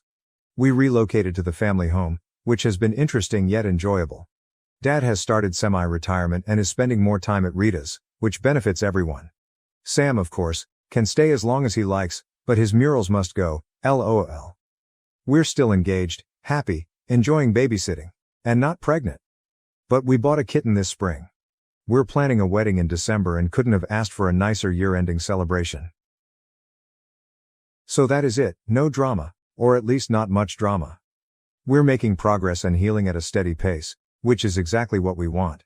In case you're wondering why I'm posting now, one of us is a big admirer of the best of Redditor updates and reminded us of the posts. Anyway, hello from the cult, and we wish you everyone a fantastic final few months of 2022. 2023. Catch up, welcome to Reddit. First, as tradition dictates, we now have 2 cats. Sam moved in with his girlfriend, and we're so glad he's happy again. Dad has semi-moved in with Rita, which has been heartbreaking, but we remain cheerful and supportive of one another. Let us start with the negative news. It turns out that there was cancer on our mother's side, but not hers. One of her stepchildren got it and died earlier this year. She's milking it for all it's worth, and we're furious with her as always. While we sympathize with her loss, we will not change our no contact, NC policy with her and her entire family. Daniela had her kid, a very lovely boy who is clearly not Sam's, not that we ever doubted it. She tried to get him to acknowledge the baby and sign some paperwork, but he refused, and after the paternity test, there was nothing she could do. She lost it when she found out Sam was genuinely dating, and it only got worse when he moved in with his girlfriend. She still feels he is the one for her and is focused on that notion. She even attempted to cyberbully the GF, but this woman is composed of something different. Oh, and the father of her child is a married co-worker in his 50s, which is a whole other story, but not ours to handle. Sam moved in with his girlfriend, and he's still in therapy, as we all are, but he's doing much better. His girlfriend is highly well liked and adored by the family. She understands all that has transpired and has blended seamlessly. Sam is doing well in other areas too and has already completed his first marathon. The timing wasn't ideal, but he did it. Joe, Anna and the baby are all quite pleased. They are still on the list to adopt because they want to have at least one more child. I also wanted to explain that in my country, adoptions are not handled via agencies. You're put on a list after certain tests and interviews to determine whether you're a good candidate, and when a match is made, you get the baby. That baby is yours, and that's it. I understand that this may sound ambiguous, but keep in mind that we are not from the United States, and things differ from country to country. Aside from that, she is simply the best baby ever. I may be biased, but she truly is. Baby is also frequently told no, since we all believe she shouldn't be spoiled, or at least not too spoiled. She has a room at our house and a playpen at Sam's because they are still seeking for a permanent residence, and Sam and his girlfriend work from home. Dad is currently living with Rita. They are really pleased and have lately done a few of excursions. They like being grandparents and are very hands-on. They now claim to have 3 grandbabies, because the cats occasionally visit their home. It's hilarious because my father wasn't initially enthusiastic about getting cats, but now he takes photos of all his babies and prints the finest ones because that's what he's accustomed to. He shares progress reports with his pals, and they often wonder if he's talking about the cats or the baby because he's so enthusiastic about everything they do. In my perspective, he gets kids far too many toys, but apparently that is what grandfathers do. LOL. We were married in December. My father led me down the aisle, despite the fact that we did some unconventional things for our nation. Joe was Matt's best man, while Sam was my best maid. He insisted on being referred to as Julio throughout the wedding planning process. Our mother tried to attend the wedding. She even tried to persuade Anna's mother to help her, but Anna's mother said nothing. Some of Mother's relatives thought it was undignified, not sure if that's the correct term, to have Rita there instead of my own mother, but I believe it's horrible to condone her actions. To each their own. We had a great time, and it was not stressful at all. Nobody fled, yelled out in grief, or attempted to cause a scene. We're rebuilding a portion of the house to make it more ours, and moving out of my childhood bedroom, but so far, everything is going well for the cult. Sam received fewer Julia Roberts-themed gifts this year, but he proudly wears his t-shirts all year long. Finally, Sam's girlfriend has approached us about proposing to him when the time is perfect, so who knows, maybe this time he'll make it to the altar. I overheard my girlfriend brutally mocking me to her best friend about our sex life. What happened next completely shattered our relationship. My girlfriend, Jenna, and I have been dating for just over 2 years. I am a veterinarian, and we met in my office when she brought her dog in for an ear infection. What should have been a 15-minute meeting grew into an hour-long discussion. I've never been so smitten by a woman before. Before Jenna, I lived the bachelor lifestyle and assumed I'd be unmarried forever, but that life of occasional flings was becoming old. Jenna is a charismatic woman with a large circle of acquaintances, her best buddy being Dylan, a gentleman from her hometown. I trust Jenna, but I'd be lying if I claimed I didn't care about their connection. I don't get angry or quarrel with her about it. She assures me that they've been friends their entire lives and have never had a sexual relationship. I understood that they were merely pals and attempted to buddy up with Dylan. He's been to the city 3 times and seems like a nice man, but he doesn't appear to like me much. Jenna claims he's simply being protective, but I get the impression he's jealous. Jenna finished graduate school this spring, but she's had a difficult time finding work. We've been living together for a year, and while I'm financially secure and don't mind covering expenditures, I've made it clear that if she gets a job, she must begin contributing. She texted me on Monday to say she had gotten a job, one she truly wanted, after some hard interviews. I was so pleased with her that I decided to surprise her by leaving work early and purchasing her favorite drink, Chinese takeout, flowers, and a necklace she adored from a boutique. I wanted to make the occasion exceptional. I returned home and entered the basement to get the hidden necklace, intending to surprise her. As I climbed the basement stairs, I overheard her talking on the phone and giggling excessively. It was cute, so I decided to surprise her. She was speaking with Dylan, which was not unusual. But then I noticed they were laughing at me. Specifically, about our sexual experiences. I heard her reply, "No, he doesn't even compare to my ex. My ex had at least 3 inches on me. I feel horrible every time I eat a mini carrot in front of him. It must be unpleasant for him to watch me munching on something his size." She chuckled and said, "His body is amazing as long as he keeps his boxers on." I don't care what people on Reddit say about the size of my member, but having her make fun of me in front of someone I already felt embarrassed about was extremely terrible. What made matters worse was that what she was saying wasn't accurate. I'm quite average, nothing spectacular, but certainly not comical. She also ridiculed me for being gorgeous but not super smart, which was strange given that I'm well educated. Hearing her rip me apart like that felt like a strike in the belly.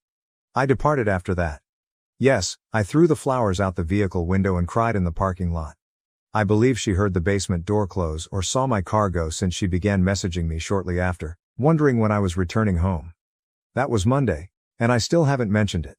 I'm not sure why. I guess I'm still absorbing things. It's extremely embarrassing and hurtful, but gosh, I adore this girl. I am not saying I will necessarily forgive her. I just want to emphasize how difficult this whole situation is for me. I know I should bring it up with her, but how? Any recommendations on how to begin this conversation? I am deeply upset and I'm not sure whether I can forgive her for this. TLDR. My girlfriend and her male buddy made fun of me about our sex life and my penis. It's quite hurtful stuff. I feel like a puppy that has just been kicked in the face. I am devastated, all jokes aside. I plan to propose within the next few months. I don't see how I can forgive her or remain with her. Advice? Edit. Wow, hey, thank you everybody. I simply wanted to say that I will surely split up with Jenna. I had a beer with 3 of my buddies tonight and told them everything. Their sentiments are similar to the majority of yours. Dump her and do it quick. I called my mother and told her about it. Yes, I told her everything, as embarrassing as it was. We are getting close, and I wanted her to know the complete tale. I've never heard her so outraged about anything. She knew I had purchased a ring for Jenna. I'll post an update once I finish it. It will most likely happen tomorrow, although I may not talk about it for a few days. I'm going to be a wreck emotionally. Thank you again for your comments, messages of support and encouragement. I never expected so many people to be rooting for me. Update. I, 33M, overheard my girlfriend, 28F, make harsh fun of me in front of her best friend, 27M. When I say brutally, I actually mean brutally. Well, Reddit strangers, I stayed strong and broke up with Jenna on Thursday evening.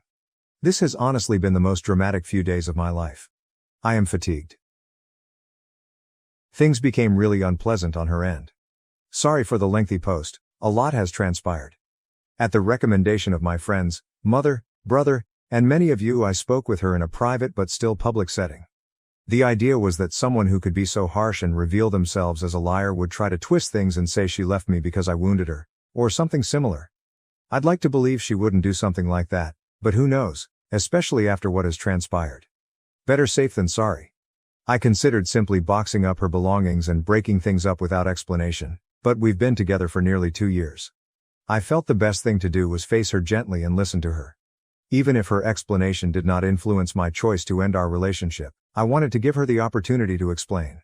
So I took her to a wine bar downtown with small private booths and half curtains.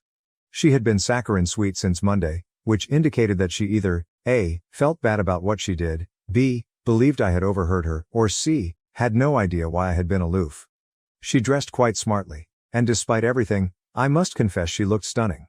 She was also quite loving and made provocative comments regarding future plans. Normally, my precious little baby carrot would have been overjoyed with this, but given the circumstances, it was difficult to appear normal. I had practiced what I was going to say several times, so as soon as we sat down and grabbed our wine, I started. I can't remember exactly what I said, my adrenaline was pumping, but I basically told her how much I loved her. How she's the first woman I've ever felt so close to that I opened myself totally and trusted her. I told her she was the only woman I'd ever considered marrying, but I didn't mention that I'd already bought the ring. I remarked that I hoped to have children with her in the coming years. She kept interrupting and claiming she loved me too. Then I looked her in the eyes and asked her directly why, if she loved me so much, she made fun of me in front of Dylan. Her expression seemed slightly satisfied. As expected, she initially denied it, claiming she had no idea what I was talking about. She stated that Dylan is aware of how much she loves me and would never make fun of me in front of him. I simply glanced at her and said, "Come on, Jenna." Even after I told her I'd arrived home early on Monday and overheard her conversation, she denied it. It was frustrating, but I maintained my composure. I told her that we were both aware she was lying and that what she said was unforgivable. I couldn't understand why she would say such things to Dylan, especially since she was lying solely to make fun of me. She kept rejecting it, behaving as if I were insane. She stated she loved me, was not unsatisfied with our sexual relationship, and would never complain about me. If I hadn't witnessed the exchange, I would have believed her. She deserves an Oscar for her portrayal. Some people inquired if I was certain she was talking about me. When she compared me to her ex and his cracking member, she did say my name, so there's no question. In the end, I told her I'd take us home so she could get the necessities and her dog. My brother and his girlfriend were also present. I wanted to make sure there were other people around to serve as witnesses. So I let her grab her belongings while refraining from being abusive or disruptive. I told her I'd pack up the rest of her items and set them out for her to get any time she wanted. She couldn't believe I was breaking up with her. She pleaded with me, but I was set in my ways and refused to change. It was difficult not to cry in front of her when she continued stating how much she wanted to be with me forever and that she hoped to be the mother of my children someday. I own my house, and since Jenna hasn't assisted with bills like rent or utilities, I wasn't too concerned about, to put it frankly, forcing her out. She continued asking me what she was supposed to do and where she should remain. I told her it was no longer my problem and that she could stay with friends until she could obtain her own apartment. The majority of the furnishings and decor were mine anyway. She only had clothes and toiletries to take with her. Even the refurbishing she had done in my house was on my dime. Then came the waterworks. She burst into tears, claiming she didn't understand how I could treat her like that and that she thought I was a decent guy. She must have said this a million times. I assured her I'm a good guy, which is why I didn't just put her belongings on the front lawn, change the locks, and leave without explanation. Then, to my surprise, she dug the knife in deeper. She said she had no idea why she had said those things to Dylan, but eventually admitted she had. She went on to say that maybe it's because Dylan brings out the best in her, and she can laugh at things that would ordinarily make her cry, like my penis, apparently. I told her it was unfortunate that if what I had heard was her best, I would hate to witness her worst. It was spiteful of me, and I generally avoid making sarcastic remarks, but I told her she could return to her hometown and live with Dylan or her ex-boyfriend who had the 9-inch dick. It was astonishing how quickly the tears dried up. She flicked the switch and told me I had no idea how to treat women, that I was a loser with a little penis, and that I'd be alone forever. She stated she never truly loved me and that I was more of a friend, but she didn't want to upset me, so she stayed with me. She also indicated she would have declined if I had proposed. Just for good measure, she underlined that my penis was a baby carrot, and that I would die alone. I told her that I would rather die alone than marry someone who was harsh, did not love me and did not respect me. No joke, she started screaming. Not words, just a loud, terrifying scream. It was disturbing, and she stormed away after calling me a dirty pig. After settling the bill and apologizing to the waiter for the incident, I exited, and there she was, standing outside, crying. I knew what she did was terrible, and everything she said minutes before was equally as bad, but I still didn't like seeing her like that. I did not want to leave her on the sidewalk. I live in New England, and it is already quite chilly here. I offered to drive her back to the house so she could get more of her belongings and told her that she needed to find another place to stay once she packed a bag. She agreed, and we didn't chat at all in the car.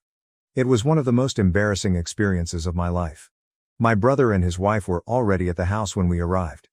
His wife remained inside while Jenna packed, and my brother waited outside with me.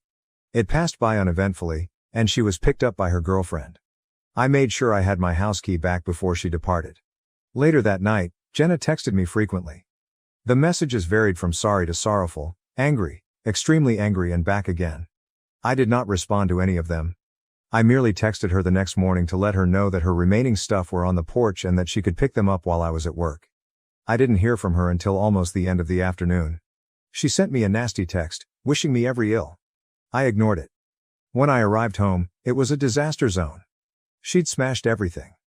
I'm not sure if she made a spare key or knew how to pick the locks, but she managed to get into the house. She ruined everything. Smashing precious items, ripping up furniture, clogging 2 sinks, and leaving the water running. She left the refrigerator door open and dumped food all over the kitchen. It was a wreck. The only considerate thing she did was lock my 2 dogs in a bedroom so they wouldn't be wounded by the broken glass or eat the scattered food. I own 2 vehicles, one for regular use and an SUV for work, which I use to carry large or unusual animals to the clinic. In the midst of all the turmoil, I had neglected to give her a key to the SUV for emergencies. I stepped outside to check, and she had also wrecked the inside. She poured flour and tomato soup throughout the interior. It's just things, I suppose, but the fact that she could do something so childish and horrible on top of everything else astounds me. Last weekend, we went to a play, hung out with friends, played Monopoly, invented a drinking game, watched Netflix, and made love several times. My house and automobile, as well as I, have been wrecked. It's amazing how quickly things change. Not my best moment, but I was so irritated that I immediately bought 25 pounds of baby carrots from Costco's rapid delivery service. I had them transported to her friend's house, addressed to Jenna, 100 pounds of baby carrots. They deliver within an hour. She sent me a flurry of fascinating and offensive texts that evening. Yes, it was petty, but my only regret is that I wasted food. I hope she donates them or prepares some of them. So that's it. I blocked her last night because the nasty texts kept pouring. I'm feeling really beaten down right now, and I've sobbed more than I have in a while. It is apparent that I made the proper decision. Jenna is obviously not emotionally stable or mature. She truly is harsh, and I know I deserve better. Since Monday, I've spent a lot of time reflecting on myself as a partner and trying to figure out what caused her resentment, or whatever it was. I'll be really honest here. I work a lot. I try to make time for the people I care about and avoid bringing work home when I've had a difficult day, although I do occasionally. I understand this.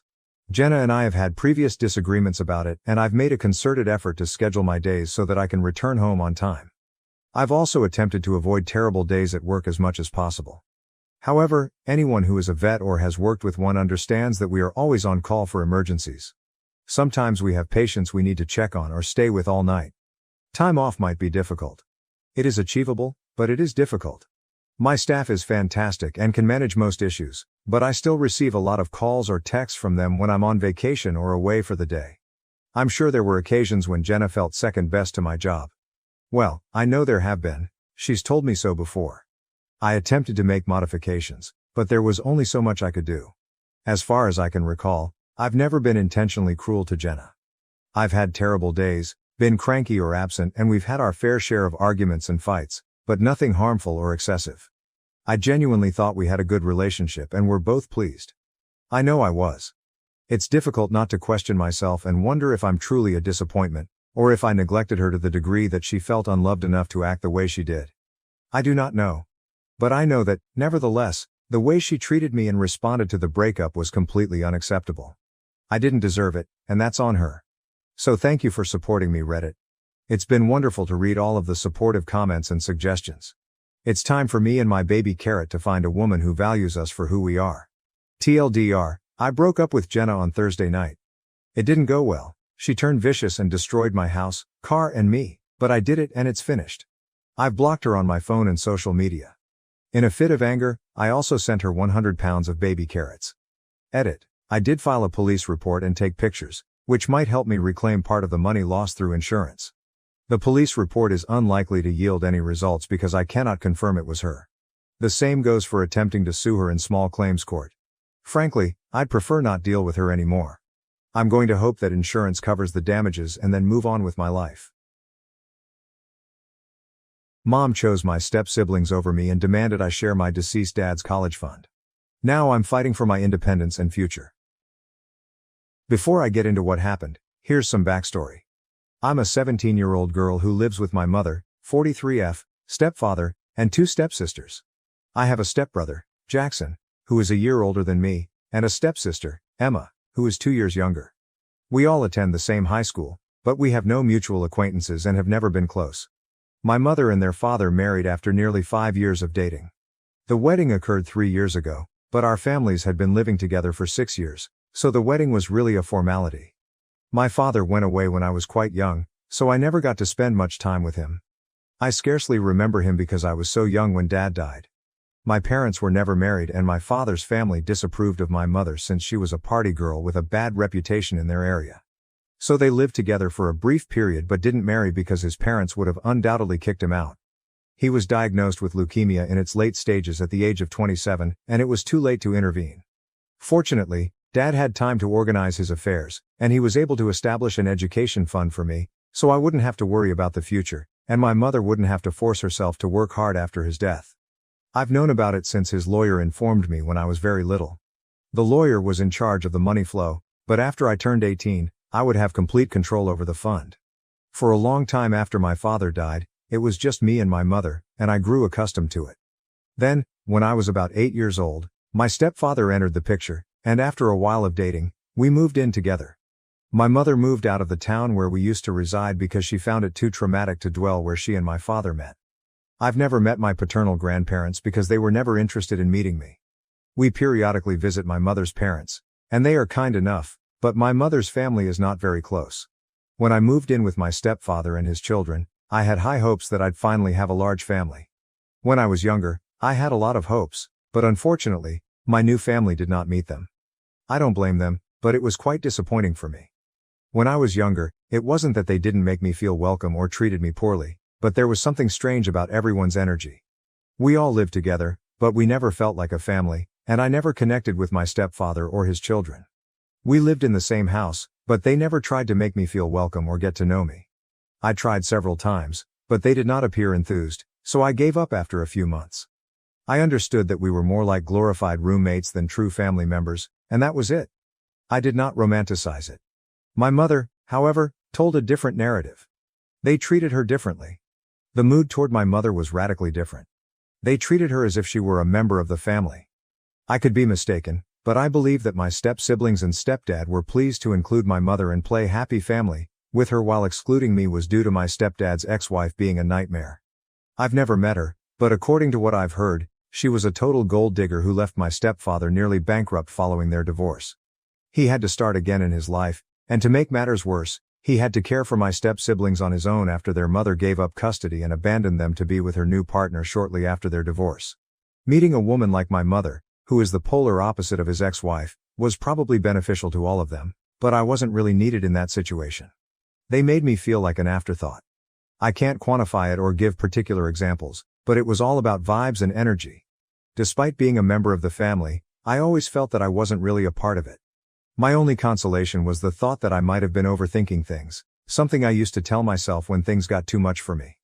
It is strange to admit this, but I was genuinely jealous because it appeared that my mother had finally found her people, while I remained on the outside. After a few years, I began to dislike everyone because I felt left behind. I never mentioned it to anyone since it seemed tiny and insignificant, and I didn't want to make a big deal out of it. That was how life was, and while I wasn't happy about it, I was still content.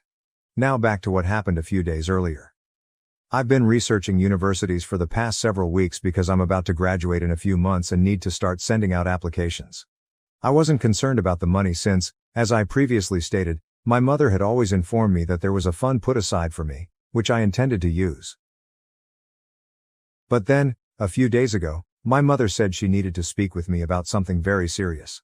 She explained that my stepfather had been unable to save enough money for his children to attend college, so she asked me to assist the family and allow my step-siblings to use the money from my college fund as well. Jackson had taken a gap year and was set to enter college at the same time as me, so that was the primary focus of our chat. Legally, my mother had no influence over the assets because my father's will clearly stated that only I would be able to choose where the money was spent after I turned 18. To be honest, I did not want to split the money with my step-siblings. For starters, I didn't consider them family, and neither did they. Second, even if I don't use the entire amount that my father set aside for me, I'd like to keep it for myself. That kind of money could help me get a head start. Useful for when I obtain my own apartment and starting living on my own until I start earning. I had already saved a lot because I went to public school rather than private, so my mother did not have to spend any money on my education thus far.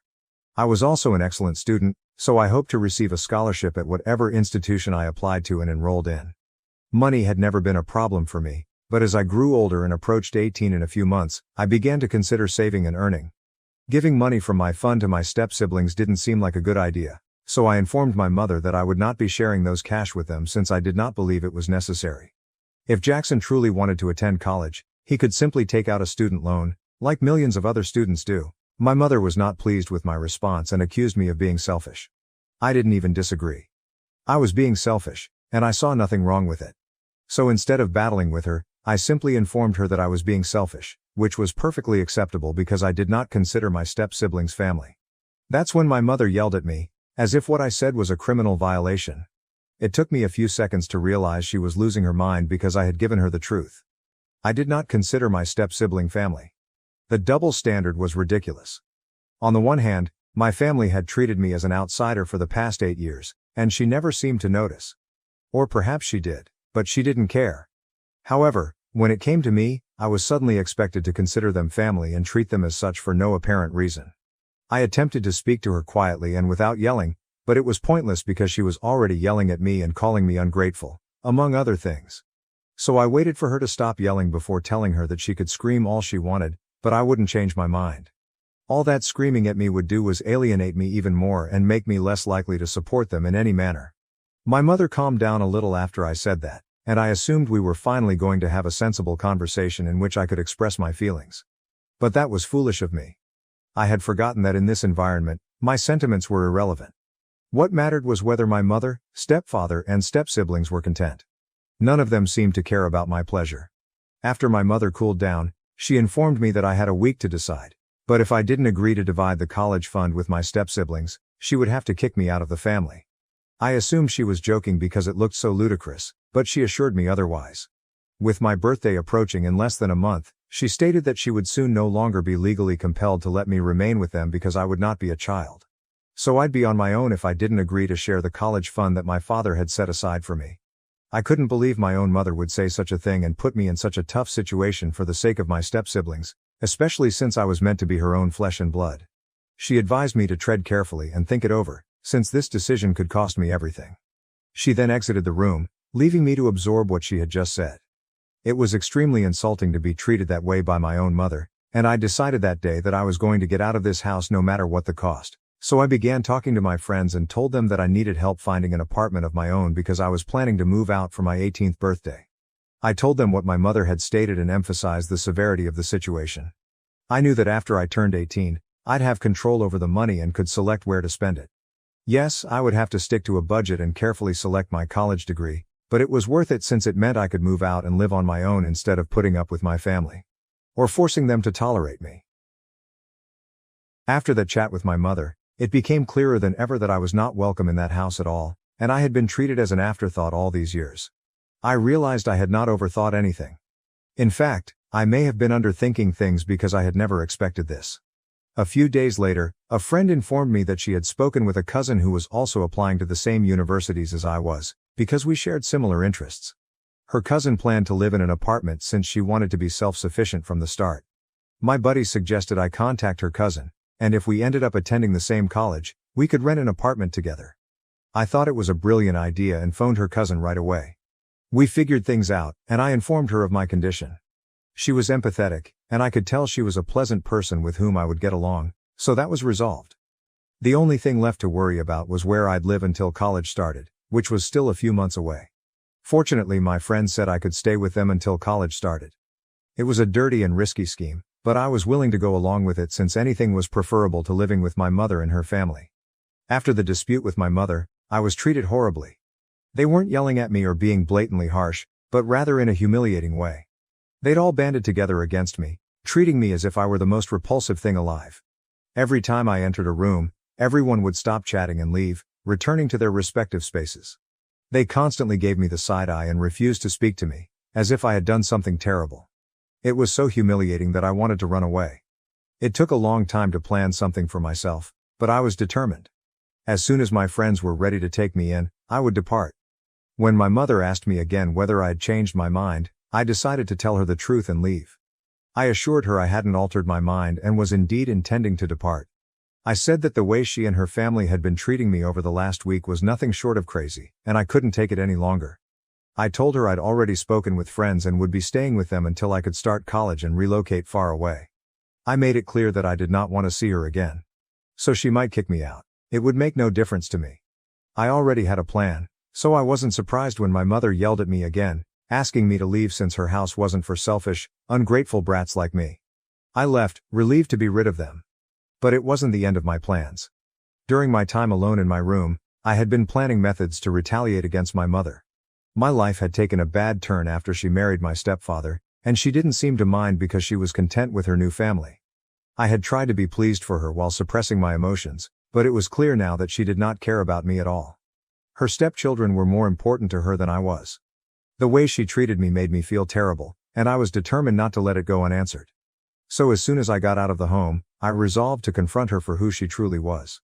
The only reason I waited a week to speak out about her unreasonable expectations was that I didn't want her to have access to me or the power to express her disappointment in me. I knew nobody in their right mind would ever agree with what she had said to me. After moving in with a friend, I decided to go online and write a post about my mother. I wrote about how my mother raged at me because I refused to pay to my step-siblings' education fund. I explained that none of them had ever treated me like family, and my mother didn't seem to care. It only became an issue when I handled them in the same manner. I discussed the double standards and how my mother had almost completely forgotten about me after moving in with her new family. I also stated that I considered my mother to be the single most selfish person on the earth because of how she had been treating me simply for saying no to something utterly stupid. Any rational person in my situation would have said no, especially because the money she was discussing was left exclusively for me by my father. It wasn't for anyone else to use, and I didn't think it was fair of her to want me to share it with people who had never treated me like a member of their family. I might have contemplated it if my step-siblings had been good to me at some point, but that was not the case. I was quite frustrated and I vented my feelings in that single post. I knew this would have a severe influence on my mother, especially because many of her friends and their children followed me on social media, but I didn't care at the time. All I wanted was to get back at her. To be honest, my mother had always been my sole source of support and happiness because I only had one parent to rely on. My grandparents were rarely in touch with me, so my mother's preference for my step-siblings over me felt like a major betrayal. I was really hurt and wanted to express myself without regard for the repercussions. So I made the post, and the results were precisely as I expected. My mother sent me multiple texts, claiming that I had ruined her life because everyone had seen the post, which had been shared numerous times. My mother was well liked within her circle of acquaintances, so it was not surprising that people were seeking for an excuse to gossip about her. I played right into their hands. She attempted to call me multiple times, but I did not answer or react to any SMS. I was terrible and had hoped that writing the post would make me feel better, but the messages my mother gave me made me feel even worse about my decision. I could see from her text that she was quite torn about this. She said things like she never expected me to do this, that she thought she raised me to be nice and sympathetic, but I was the complete opposite, and she couldn't believe I was her daughter anymore. Then she hauled out the big guns and informed me that if my father were alive today and saw this vindictive and malicious side of me, he would be tremendously disappointed and would no longer want to be linked to me. That really got to me. And I started feeling like I'd done something bad. I began reconsidering everything, which led me here. At this time, I'm not sure if it was appropriate for me to refuse to share my college fund with my step-siblings. I'm not sure if I should try to make things right with my mother and the others since I don't think I can face them after what I did. But this could also be a brilliant strategy to manipulate me, and if so, it's certainly working. That's why I need your assistance. Now that everyone knows the data, I can finally reach a conclusion. So am I bad for refusing to share my college cash with my step-siblings and then creating a negative post about my mother? Update 1. Hello and thank you so much for your response. A lot of you sent me very nice words, which made me feel better about myself and what I did. I suppose I needed that to see things for what they are. I was about to give my mother another chance just because I wanted to see the good in her. I wanted to think she wasn't a nasty person, but what kind of mother speaks and acts the way she did? She's just not a decent person, and it's time I accepted that rather than fighting it. So I blocked her so she couldn't contact me again. I knew if she texted me, it was solely to influence me or get that post removed.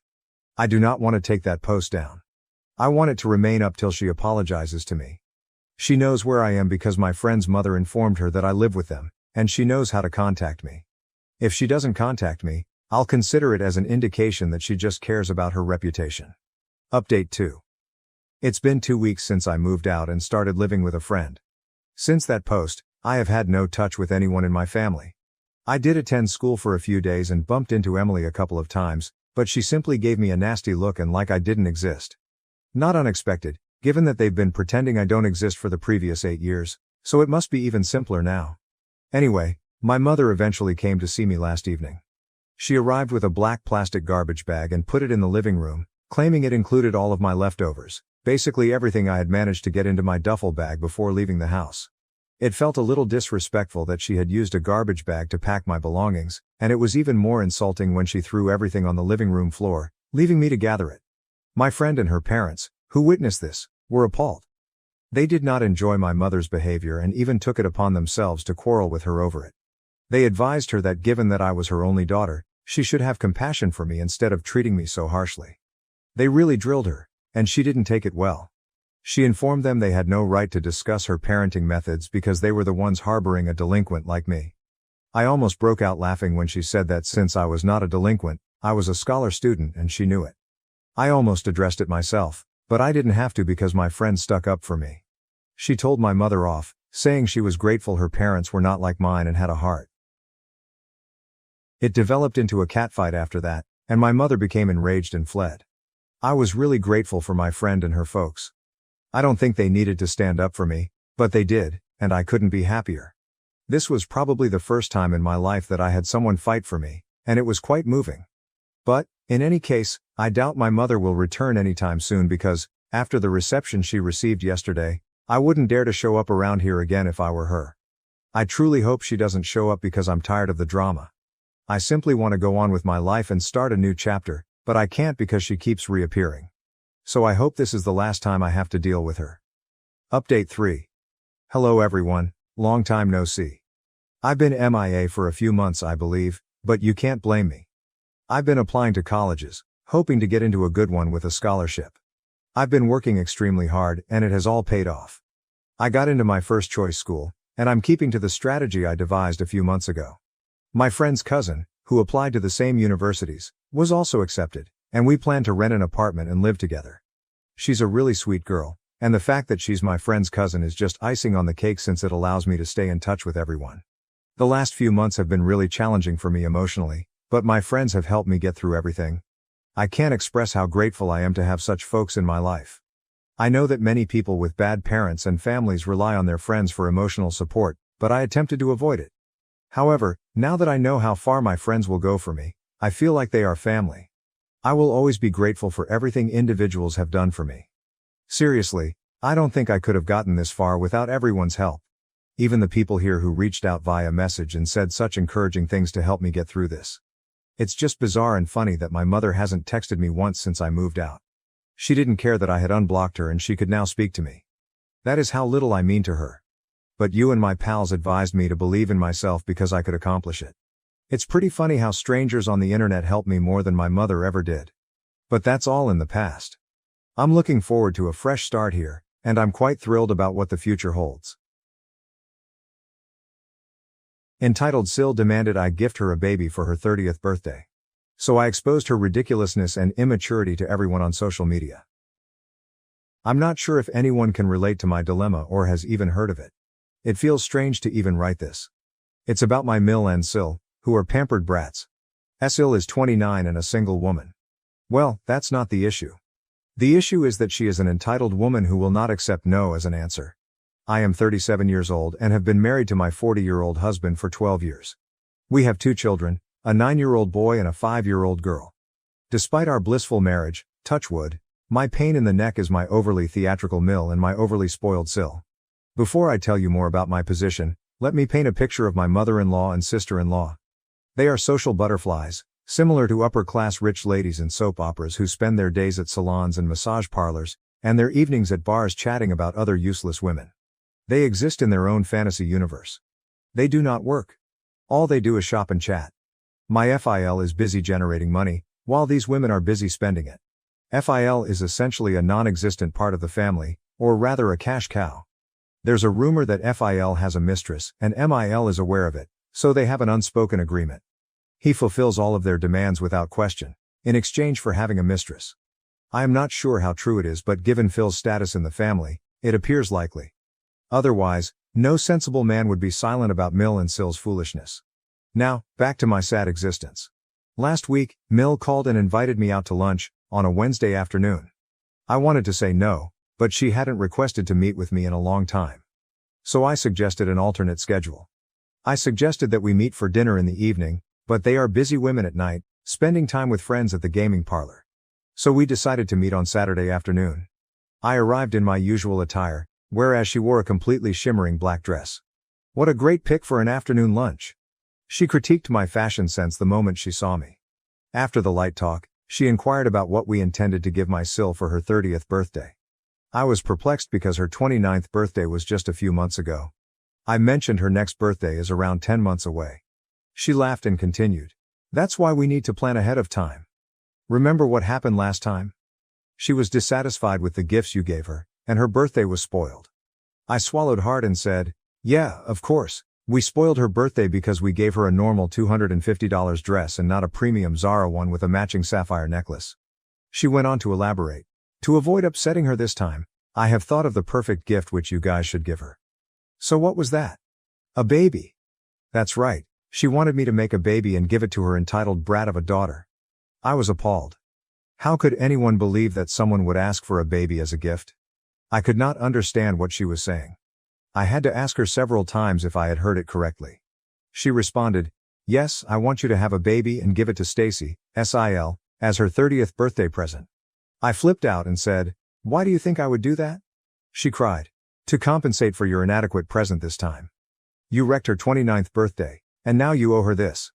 I stood up and stated, I don't owe anyone anything. I'm not a broodmare who would breed a child and give it to her. I stormed out of the restaurant. On the way home, I stopped to pick up my son from his friend's house. When I got home, my husband questioned what had happened between me and Mil. I asked him what he'd been told. My husband is aware of Mil and Sil's tantrums, so he does not take them seriously. He explained, Mil called and said she suggested a present for Stacy's birthday, which you refused, and now she's mad at you. I responded, yes, she wanted your child to be given as a present to your sister. Do you want that? For a brief while, he assumed I was joking and making everything up. He was laughing and rolling on the floor as I told him the full story. Then alarmed, he asked, what is she even smoking? I made it obvious to him that I would not accept her demands. My husband reassured me, we are not having any more children, and we are definitely not giving one to Stacy. The following day was Sunday. We were both at home, relaxing on the couch and enjoying our day off, when Mil arrived at our house. I excused myself and went to my room, explaining that I was exhausted and needed to rest. Mil stopped me and said she came here to apologize for the previous day and begged me to hear her out. I was relieved that she had finally come to her senses. She apologized for not providing enough context in her request. She went on to explain, you know, Stacy is turning 30 next year and has been unmarried for a long time. It is driving her insane. She requires a distraction in life, and having a baby would be an excellent way to keep her happy. First and foremost, a newborn is a fully fledged human being, not cotton candy, brought in to keep children happy. If the spoilt brat requires distractions or a purpose in life, why doesn't she find a job? But no, the princess does not work. She doesn't move a finger about the house. By the way, she still lives with my in-laws because she has no income. She avoids home duties because her nails would get chipped. If you meet her, you'll notice that her brain hasn't developed since her 14th birthday. Her room's paint is still pink, and she has a large collection of pink outfits. She knows nothing about the world around her. She will be unfamiliar with the capital city or the country's president. All she knows is that a large sum of money suddenly arrives on her card, which she recklessly spends. I responded, if Stacy is so keen on having a baby, why doesn't she adopt one? Mil laughed and said, don't be lazy. It's been a while since you were pregnant, so get the equipment back to work. Adopted newborns pose a significant risk. Who knows what diseases run in their family? It's safe with you folks. Can't you do this for your SIL? I looked at my spouse as if to plead, would you please say something? He chuckled and called Mil's suggestion stupid. He stated that I had a lot of motherly responsibilities as well as a career to manage, and that I couldn't have another baby in the thick of it all. He also commented on how strange it would be if her brother was the father of her child. My mother-in-law simply replied, why not? Maria's sister-in-law was a surrogate for her daughter, so what's the big deal if your wife does the same for Stacy? I was like, wait a minute, that was surrogacy. Maria's sister-in-law carried Maria's daughter's child because she was unable to conceive owing to medical reasons. Here, things are not the same. If Stacy had a medical concern, we might have offered to help her carry the baby. The situation here is different. You're asking us to make a baby as if we were a machine. My partner had advised, Stacy should find a guy, settle down with him, and have her own family rather than complicating the situation here. Mil began sobbing and lamented, my little girl has tried so many times to find a man, but you know how awful men are these days. She pointed at me and said, you're a lucky woman to have my son, but sweetheart, not everyone is as fortunate as you. Stacy can't be with just any regular man. You know she has great expectations. The man should treat her like we do. I responded, yeah, of course, the last man Stacy dumped was because he didn't buy her an overly expensive Gucci bag. Mil attempted to justify her pampered princess, but I jumped up and stated, I'm nauseated from this discussion and need to relax. Once more, we will not have a child to give Seal as a birthday present. After a time, my spouse entered the bedroom. He cuddled me and attempted to lighten my melancholy. I asked him what he had told his mother. He told me that he had made it plain that we would not have any more children and that they should quit harassing us. He claimed Mil stormed out of the house in rage. Can you imagine how ridiculous this situation is? I want to bang my head against a wall, or bang theirs to make them see sense. Update 1. Hello everyone, and thank you for connecting with my post. Some of the comments were just amusing. You're correct in stating that Stacy is psychologically something. I feel the same way. Both Stacy and Mil need to have their heads checked. Perhaps they were buried under pounds of makeup, lol. If there had been any other regular person, they would have backed off after the previous talk. But now we're dealing with two maniacs. Until recently, it was just Mil, but Stacy has also gotten involved.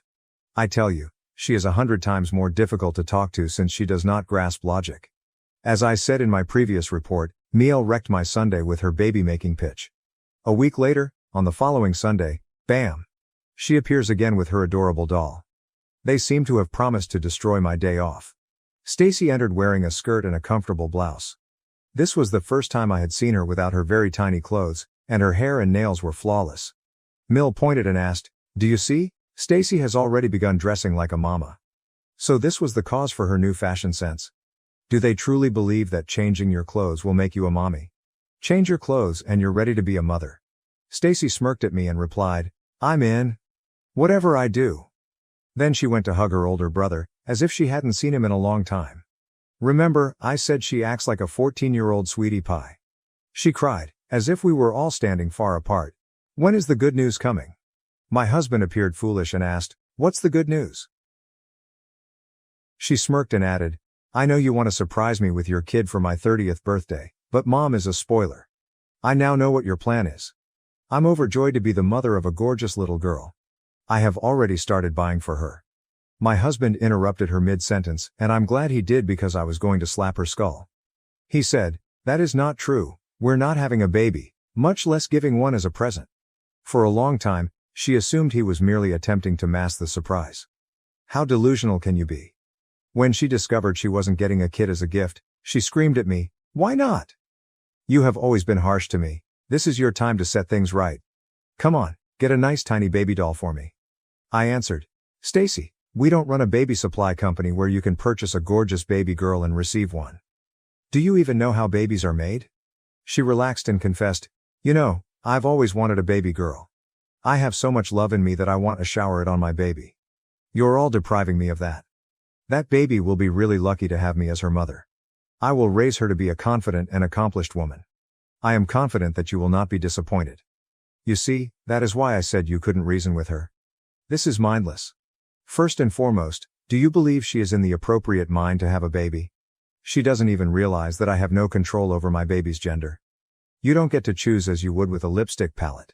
Second, this witch has never carried a baby in her arms. When my children were babies, she used to chase them away afraid they might spit and stain her hair and clothes. Even now she won't let my daughter near her because she's terrified she'll damage her nails or hair. Can anyone envision this mother changing a diaper or swaddling a baby in the middle of the night? Furthermore, I cannot go through a torturous 9 months of pregnancy, then experience the agonizing pain of birth, only to hand over my child to this spoiled princess and watch her transform the baby into a miniature version of herself. Stacy was still rambling on about how she'd be an excellent mother, but I had lost myself in the sentiments I'd expressed above. Suddenly, I stood up and said, "Look, Stacy. I know you're going to hate me for this. You already hate me. So it doesn't matter. I am not going to have a baby for you. Do you understand it, or should I write it down for you?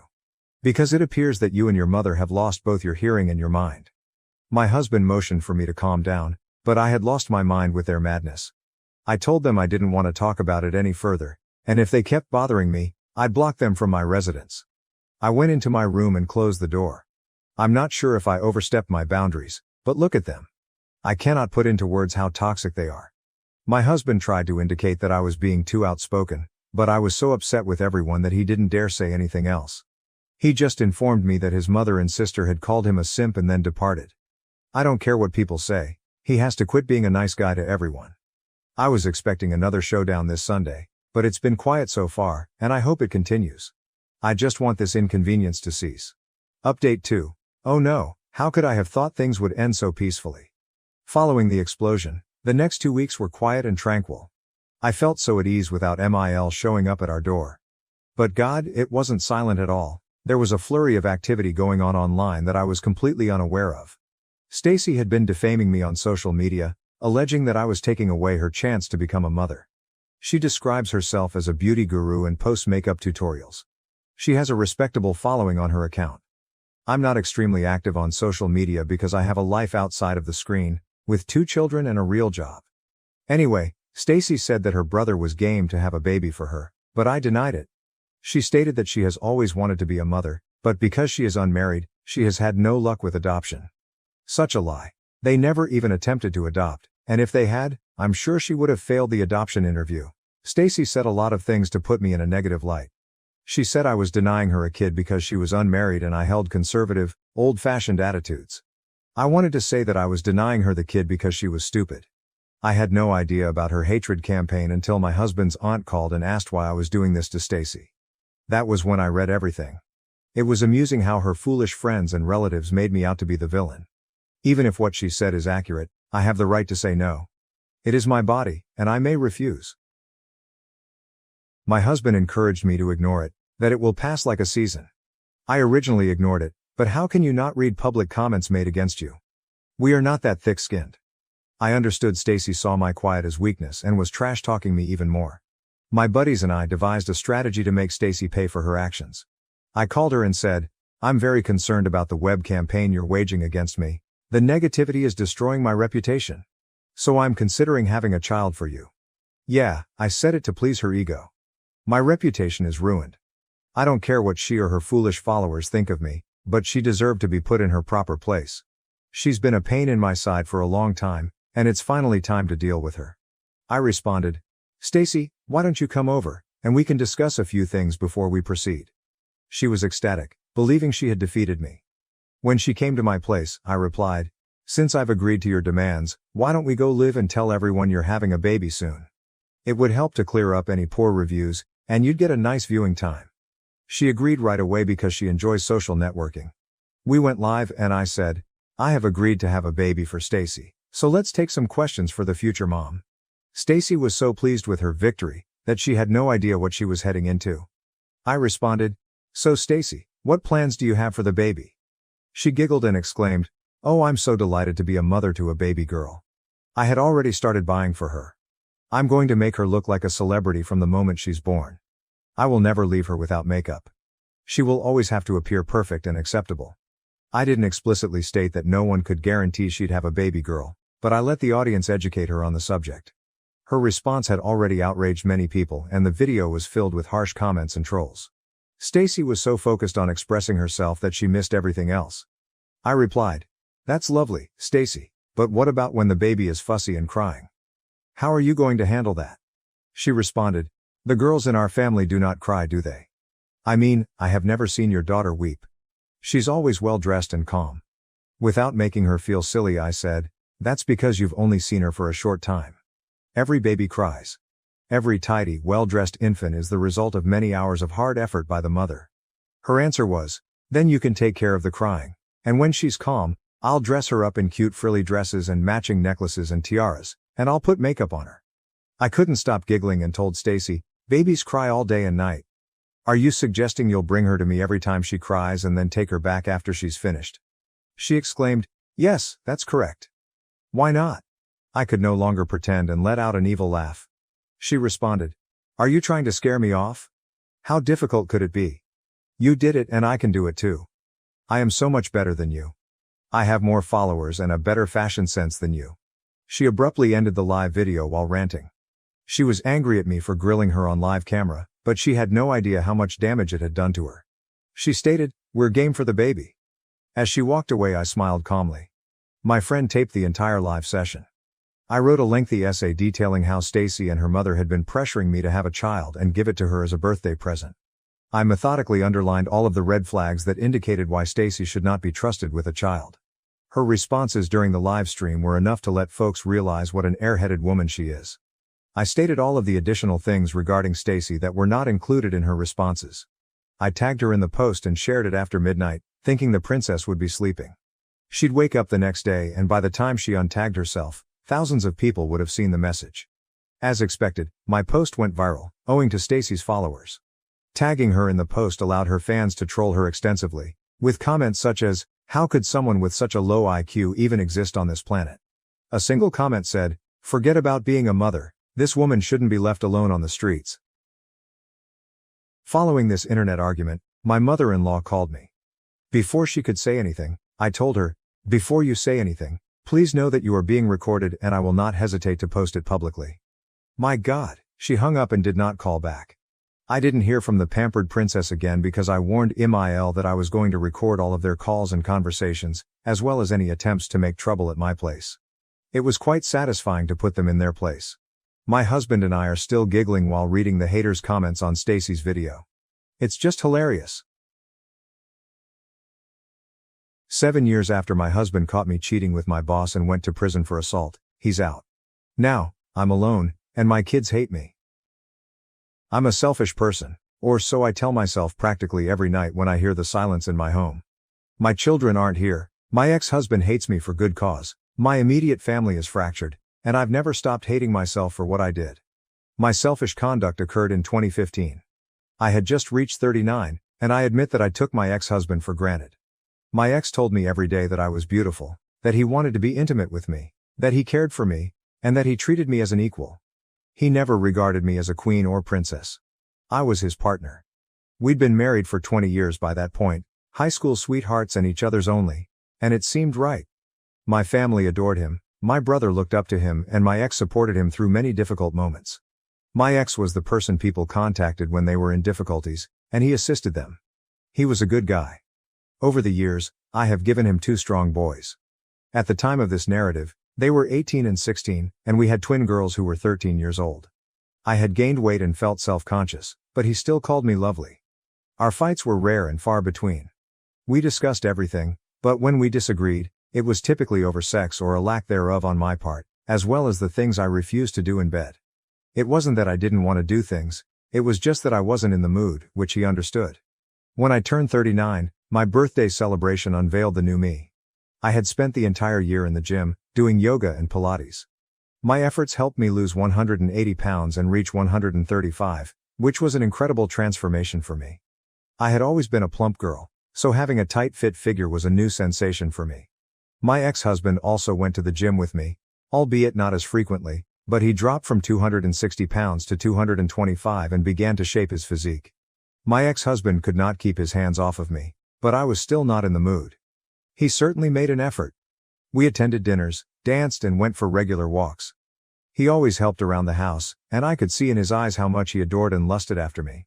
After 20 years together, he still gazed at me with passion. I believe any woman would desire that, but I wasn't in the mood. At the time, I assumed I was going through early menopause because we only had sex 2, maybe 3 times a month and I was a one and done, but he desired more. No matter how hard he tried, I just wasn't into it. He suggested couple counseling, but I refused. So my selfishness comes into play. A new manager began working in my office a few days after my birthday. He was significantly younger and more attractive, and for some reason, he was interested in me. Initially, I ignored him. Then it switched from ignoring to casual chatting. He flirted, so I showed him my ring. However, after 2 months of relentless flirtation, I reciprocated, which led to me telling him about my life and finding myself thinking about him more and more. This was an emotional affair, as I now realize, but I was high at the time. My ex-husband suspected something was wrong with me. We had a furious dispute over it, which I feel I began. He moved to kiss me and I subconsciously produced a horrified expression. It wasn't directed at my ex. I was thinking about another man as my husband leaned in, and I was dissatisfied with the whole situation. At least that is what I tell myself. A week later, I asked the new boss to meet me in a cafe so we could discuss. I was about to beg him to leave me alone and that I couldn't do this, but he kissed me first, and my thoughts went blank. That marked the beginning of our 6-month affair. During that period, I did things with this man that my ex-husband had long desired. I was more enthusiastic, willing, and usually in the mood. I think it was because it was something new. During this time, my ex and I continued to have sex, albeit less regularly. I started pushing him away, nitpicking his minor habits and even criticizing him. I'm ashamed of how I handled him at the time. I only understood what I was doing when my brother came to visit and informed me that my ex had confided in him. My ex was despondent and contemplating divorce, claiming that he no longer loved me and that he was beginning to lose interest in me. That brought me out of it. So I immediately called it off, quit my job, and promised myself that I would make my husband feel loved and cherished. I was going to change this. If possible, I would be a better wife. My AP, affair partner, arrived at my residence with a package of office supplies from my desk, which I had ordered to be shipped. We spoke. He wanted to know what he had done wrong, and I told him I needed to work on my marriage. I told him to leave, but he wanted one final chance. I told him no, but he begged and pleaded, and like a fool, I gave in. We went into the guest room and started fighting.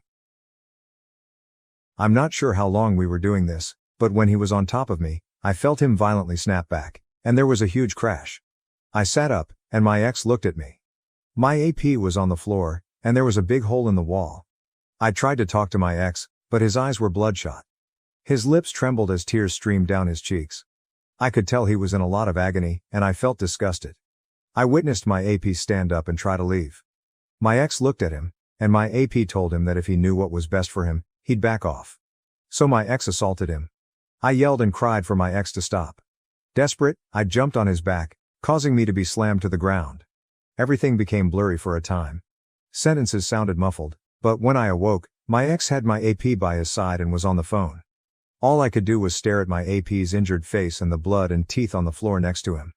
There was a loud bang on the door, and I saw my ex put the phone on speaker, carefully set it on the floor, drop to his knees, and place his hands on the back of his head. The door opened and the police entered and handcuffed him. Paramedics came shortly later. I quickly found that he had phoned 911 himself. At the hospital, everything went terribly wrong. My father didn't say anything to me, he just stared at me with shame. My brother was yelling at me, looking upset and questioning how I could have done that to my ex. My mother was comforting me, telling me everything will be fine, which prompted my father to yell at her. His family was infuriated. His sisters threatened me, and his parents seemed to wish to put me to an early grave. I approached my children, but they refused to speak with me. My sons wouldn't even look at me. My AP was severely damaged and required reconstructive surgery on his face. My ex had nearly crushed it.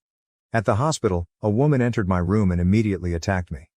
My brother grabbed her away from me and it turned out she was my AP's wife.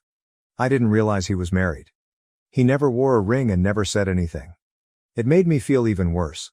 Prior to the trial, my boys stayed with their grandparents on my husband's side, while my girls refused to speak with me.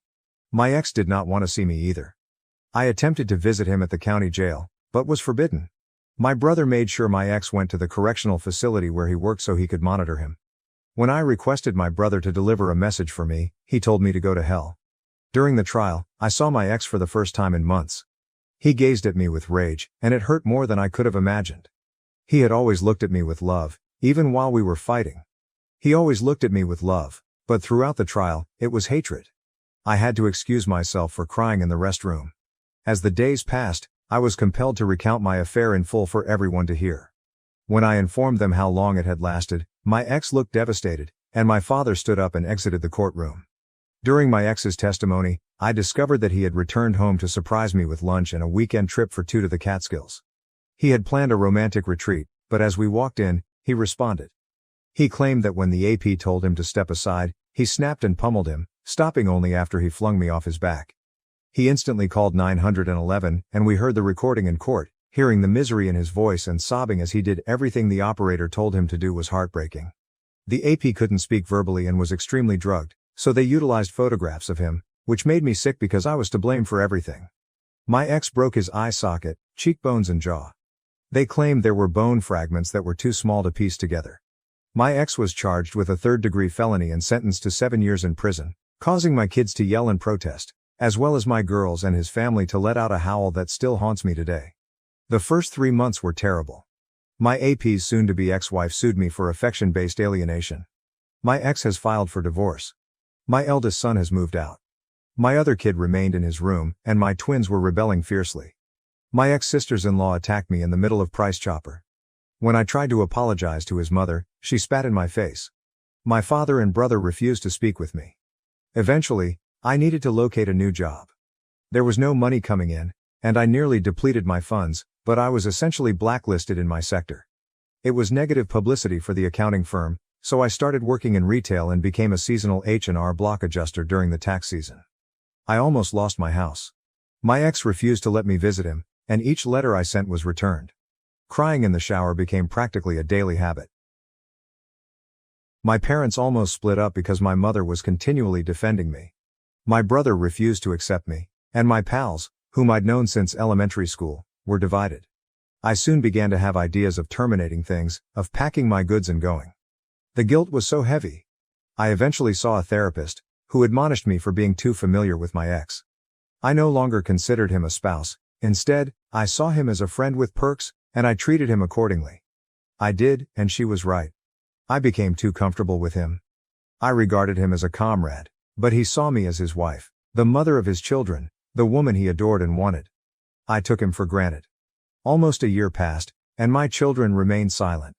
When I served dinner, they would take their meal and disappear to their rooms, not even looking at me. I had a few meltdowns, imploring them to say anything to me, but nothing happened. My brother was married and I was not invited, but my children were. I continued to try to visit my ex, hoping that he had put me on the visitor list, but I was always turned down. My letters were still getting returned. It left me terribly depressed, and I felt I deserved it. Then, unexpectedly, my brother showed up.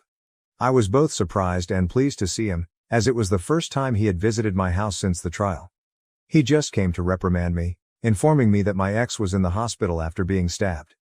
An inmate attempted to sexually abuse him in his cell, which resulted in my ex being stabbed in the stomach and the inmate's spine breaking. My brother yelled at me, "You did this?" before returning to his truck. I grieved for days thereafter because he was correct. I did this. I attempted to visit my ex in the infirmary, but was forbidden. For 4 more years, I attempted to communicate with him and continued to write letters, but they were returned. Fortunately, our children visited their father frequently, which is how I heard he had been placed in protective custody by my brother after the attack. My eldest son graduated from the same college as my ex and majored in the same field. He only called his siblings. He never wanted to talk to me. He never comes to our place for the holidays, only to his grandparents. My other son followed suit, attending the same institution and refusing to call me. My twins were difficult to deal with, but they went to see their father once a week, which helped them feel better. When they became too disobedient, their uncle would punish them, but my brother and I continued to communicate sparingly. I tried to visit his wife after they had their first child, but I was ordered to leave. My mother kept me updated on their life, but my father still refused to acknowledge me. Then, at the start of May this year, my children were joyful, and my sons returned home. I had no idea why, and it didn't matter. They were home. For 4 months my children were present and I tried everything I could to express my regret, but I was mostly ignored. Still, they were talking to me, and it made me very glad to have a conversation with them and learn about their life. My eldest had been dating a woman for over a year, my second-born was on a college track team, and my girls started talking to me again. I hated myself even more for what I had done to them. It was wonderful to see them smiling, joking and eating supper together again. At the end of August I was preparing for the twins' first day of senior year, which also coincided with their 18th birthday. I conveyed my enthusiasm for their birthday party and told them what I planned to accomplish. My girls immediately asked if we could reschedule. This confused me because I believed we were improving. When I inquired why, one of them explained, "Because Dad is throwing us a party, and I don't want you near him." That comment stunned me. I asked when their father was released and they claimed he was let out at the end of April for good behavior. I cried because he was gone, and it shattered me even more. They were more present because he was gone. They felt better and more cheery now that their father was back in their lives. It wasn't because we were beginning to recover, they had him back. When I questioned where he was staying, they told me he was with my brother. I tried calling. I needed to speak with him, but he refused. I attempted going over, holding all the letters that had been returned throughout the years, and I caught a glimpse of him through the crack in the door. I called his name, but my brother told me to leave. I handed him the letters and departed. When I reached the driveway, I heard his voice. When I turned around, he was walking toward me. I immediately started crying and rushed to hug him, but he returned my letters. "You forgot this," he coldly told me. I cried as he walked away. I begged and pleaded for him to talk to me, but he simply walked back into the home. My children stood outside the entrance, staring at me, with no love in their eyes. At that point, I knew my children were simply tolerating me. However, I still want to improve it. I'd like to tell them how selfish I was. I want to tell him how much I miss him and how sorry I am for destroying what we had. So I'm still trying to go through my daily existence. My mother informed me that my AP's ex-wife began seeing my ex 2 years ago and has been returning to see him. I don't really care, all I want is for him to forgive me. I want him to speak to me. I want him to be with me. I want him to look at me like he used to. I want my kids to be with us. I really want my family back, but I know I do not deserve it. Even if we miraculously reunite, it will never be the same. I was selfish and I wish I could take it back. My son's response. This is a response to my mother's post entitled "My Selfishness Ruined My Family." I'm a frequent Reddit user, therefore I'm using a throwaway since I don't want anyone in my social circle to know this is me. I try to keep my past a secret. My college buddies are unaware that my father is in prison, and I don't want to inform them. So, as I strolled around campus, I overheard others talking about and sharing this post, which brought back a lot of emotions I'd been working to overcome. I looked it up and found enough evidence to conclude it was about my family, which enraged me. I reached out to my mother and, as usual, tears flowed. I yelled at her. When I went to visit my father and told him what I did, he yelled at me as well, but he is a wonderful man. He just yelled at me for cussing. He always tells me that even if I don't love my mother, I should respect her. But it is difficult to appreciate someone like her. My father has always battled. He would instill in us the importance of being grateful for growing up in a community where we would not be attacked for obtaining excellent marks or reading books. He informed us that where he grew up, children were bullied for seeking white things, such as attending college. He described how difficult it was for him in the South Bronx. My aunts informed us that when he was 13, he joined a gang so that he could be left alone at school. When he was 15, his father died of cancer, and my father had to be a surrogate parent to his two sisters due to a lack of life insurance. He worked and did anything he could to help pay the rent and put food on the table, all while still attending school. My father felt it was lucky that his mother remarried a wonderful man and relocated to upstate New York for a better lifestyle. My uncle informed me that when they first met my father, they thought he was peculiar. It was the 1990s, and when my father strolled into school wearing baggy trousers and a Puerto Rican flag shirt, they decided to tease him. My uncle said they weren't expecting my father to fight back, but he did. He kicked their asses. Instead of walking away, my father helped him up and offered if he wanted to skip school, share a 40 and talk things over. My uncle remarked that when my father did that, he knew they'd be buddies, and they soon started hanging out. That's when my father introduced him to my mother, and they hit it off. They attended the same college and got married by the end of their first year. Growing up, my parents were always in a romantic relationship. They were always holding hands and kissing, which was quite humiliating. Even at the beginning of my senior year, when everything went wrong, my father treated my mother as if she were a teenager. He loved and appreciated her. I can honestly tell that he never put her on a pedestal. He would lecture me that a woman will not respect a man who puts her on a pedestal. When I questioned why, he responded, "Because she'll always be looking down on you." My father informed me that both his father and stepfather shared the same philosophy. Treat your wife as an equal. She is your greatest friend and confidant, just as you are hers. My father had his idiosyncrasies.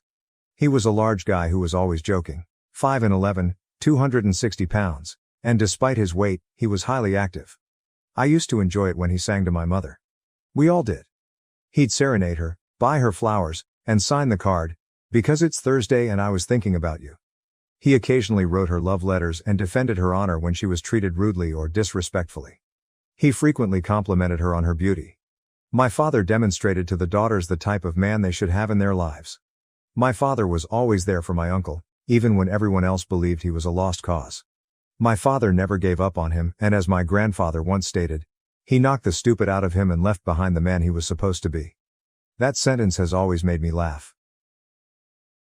My father showed me how a guy, a friend, and a husband should act. Prior to her affair, my mother had always adored my father. He was constantly supportive and encouraging. He was her one-man pep rally when she was feeling low, and she was his. They had the marriage that we all wanted. Then my mother messed it up.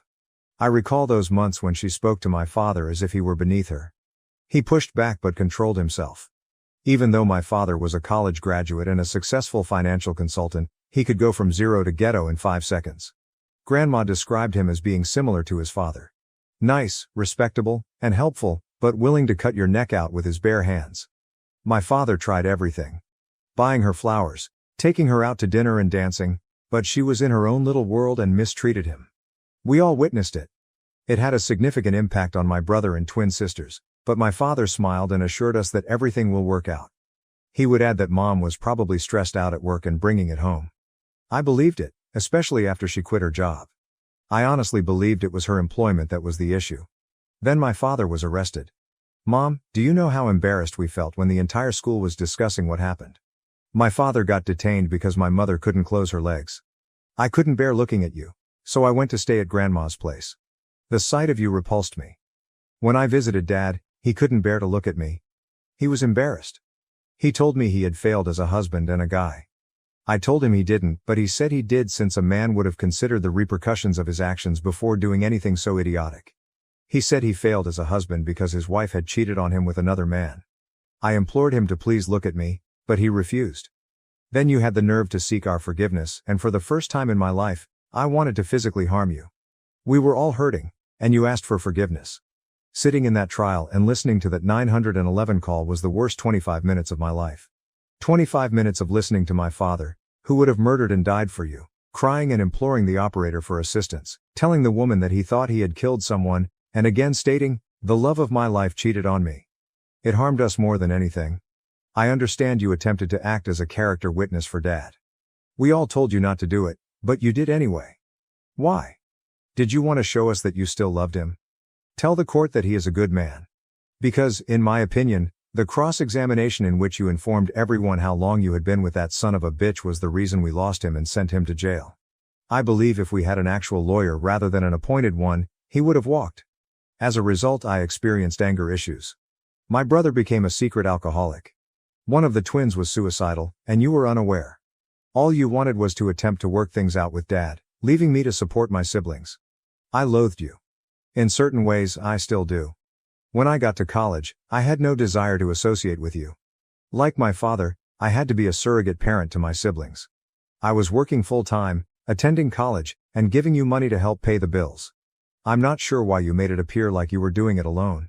Mom, I know it was difficult, I know you were depressed, but you got aid with your finances and Grandma defended you.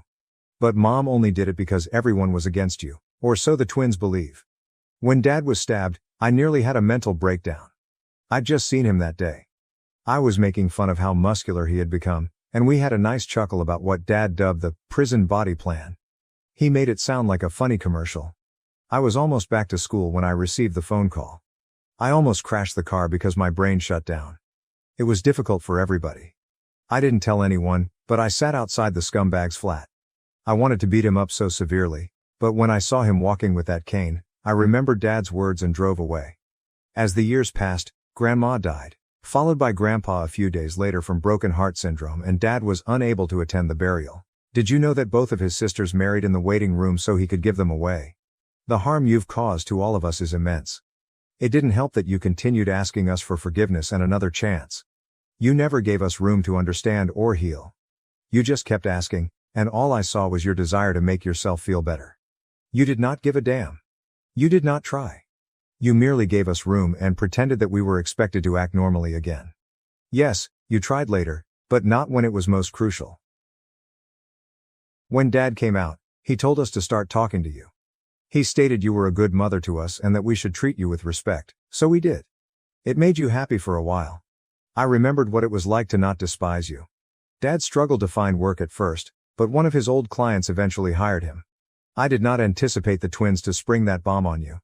Dad didn't want you to know he was gone, so when you appeared, it disturbed him. He threw up after speaking with you. He stated the sight of you made him nauseous.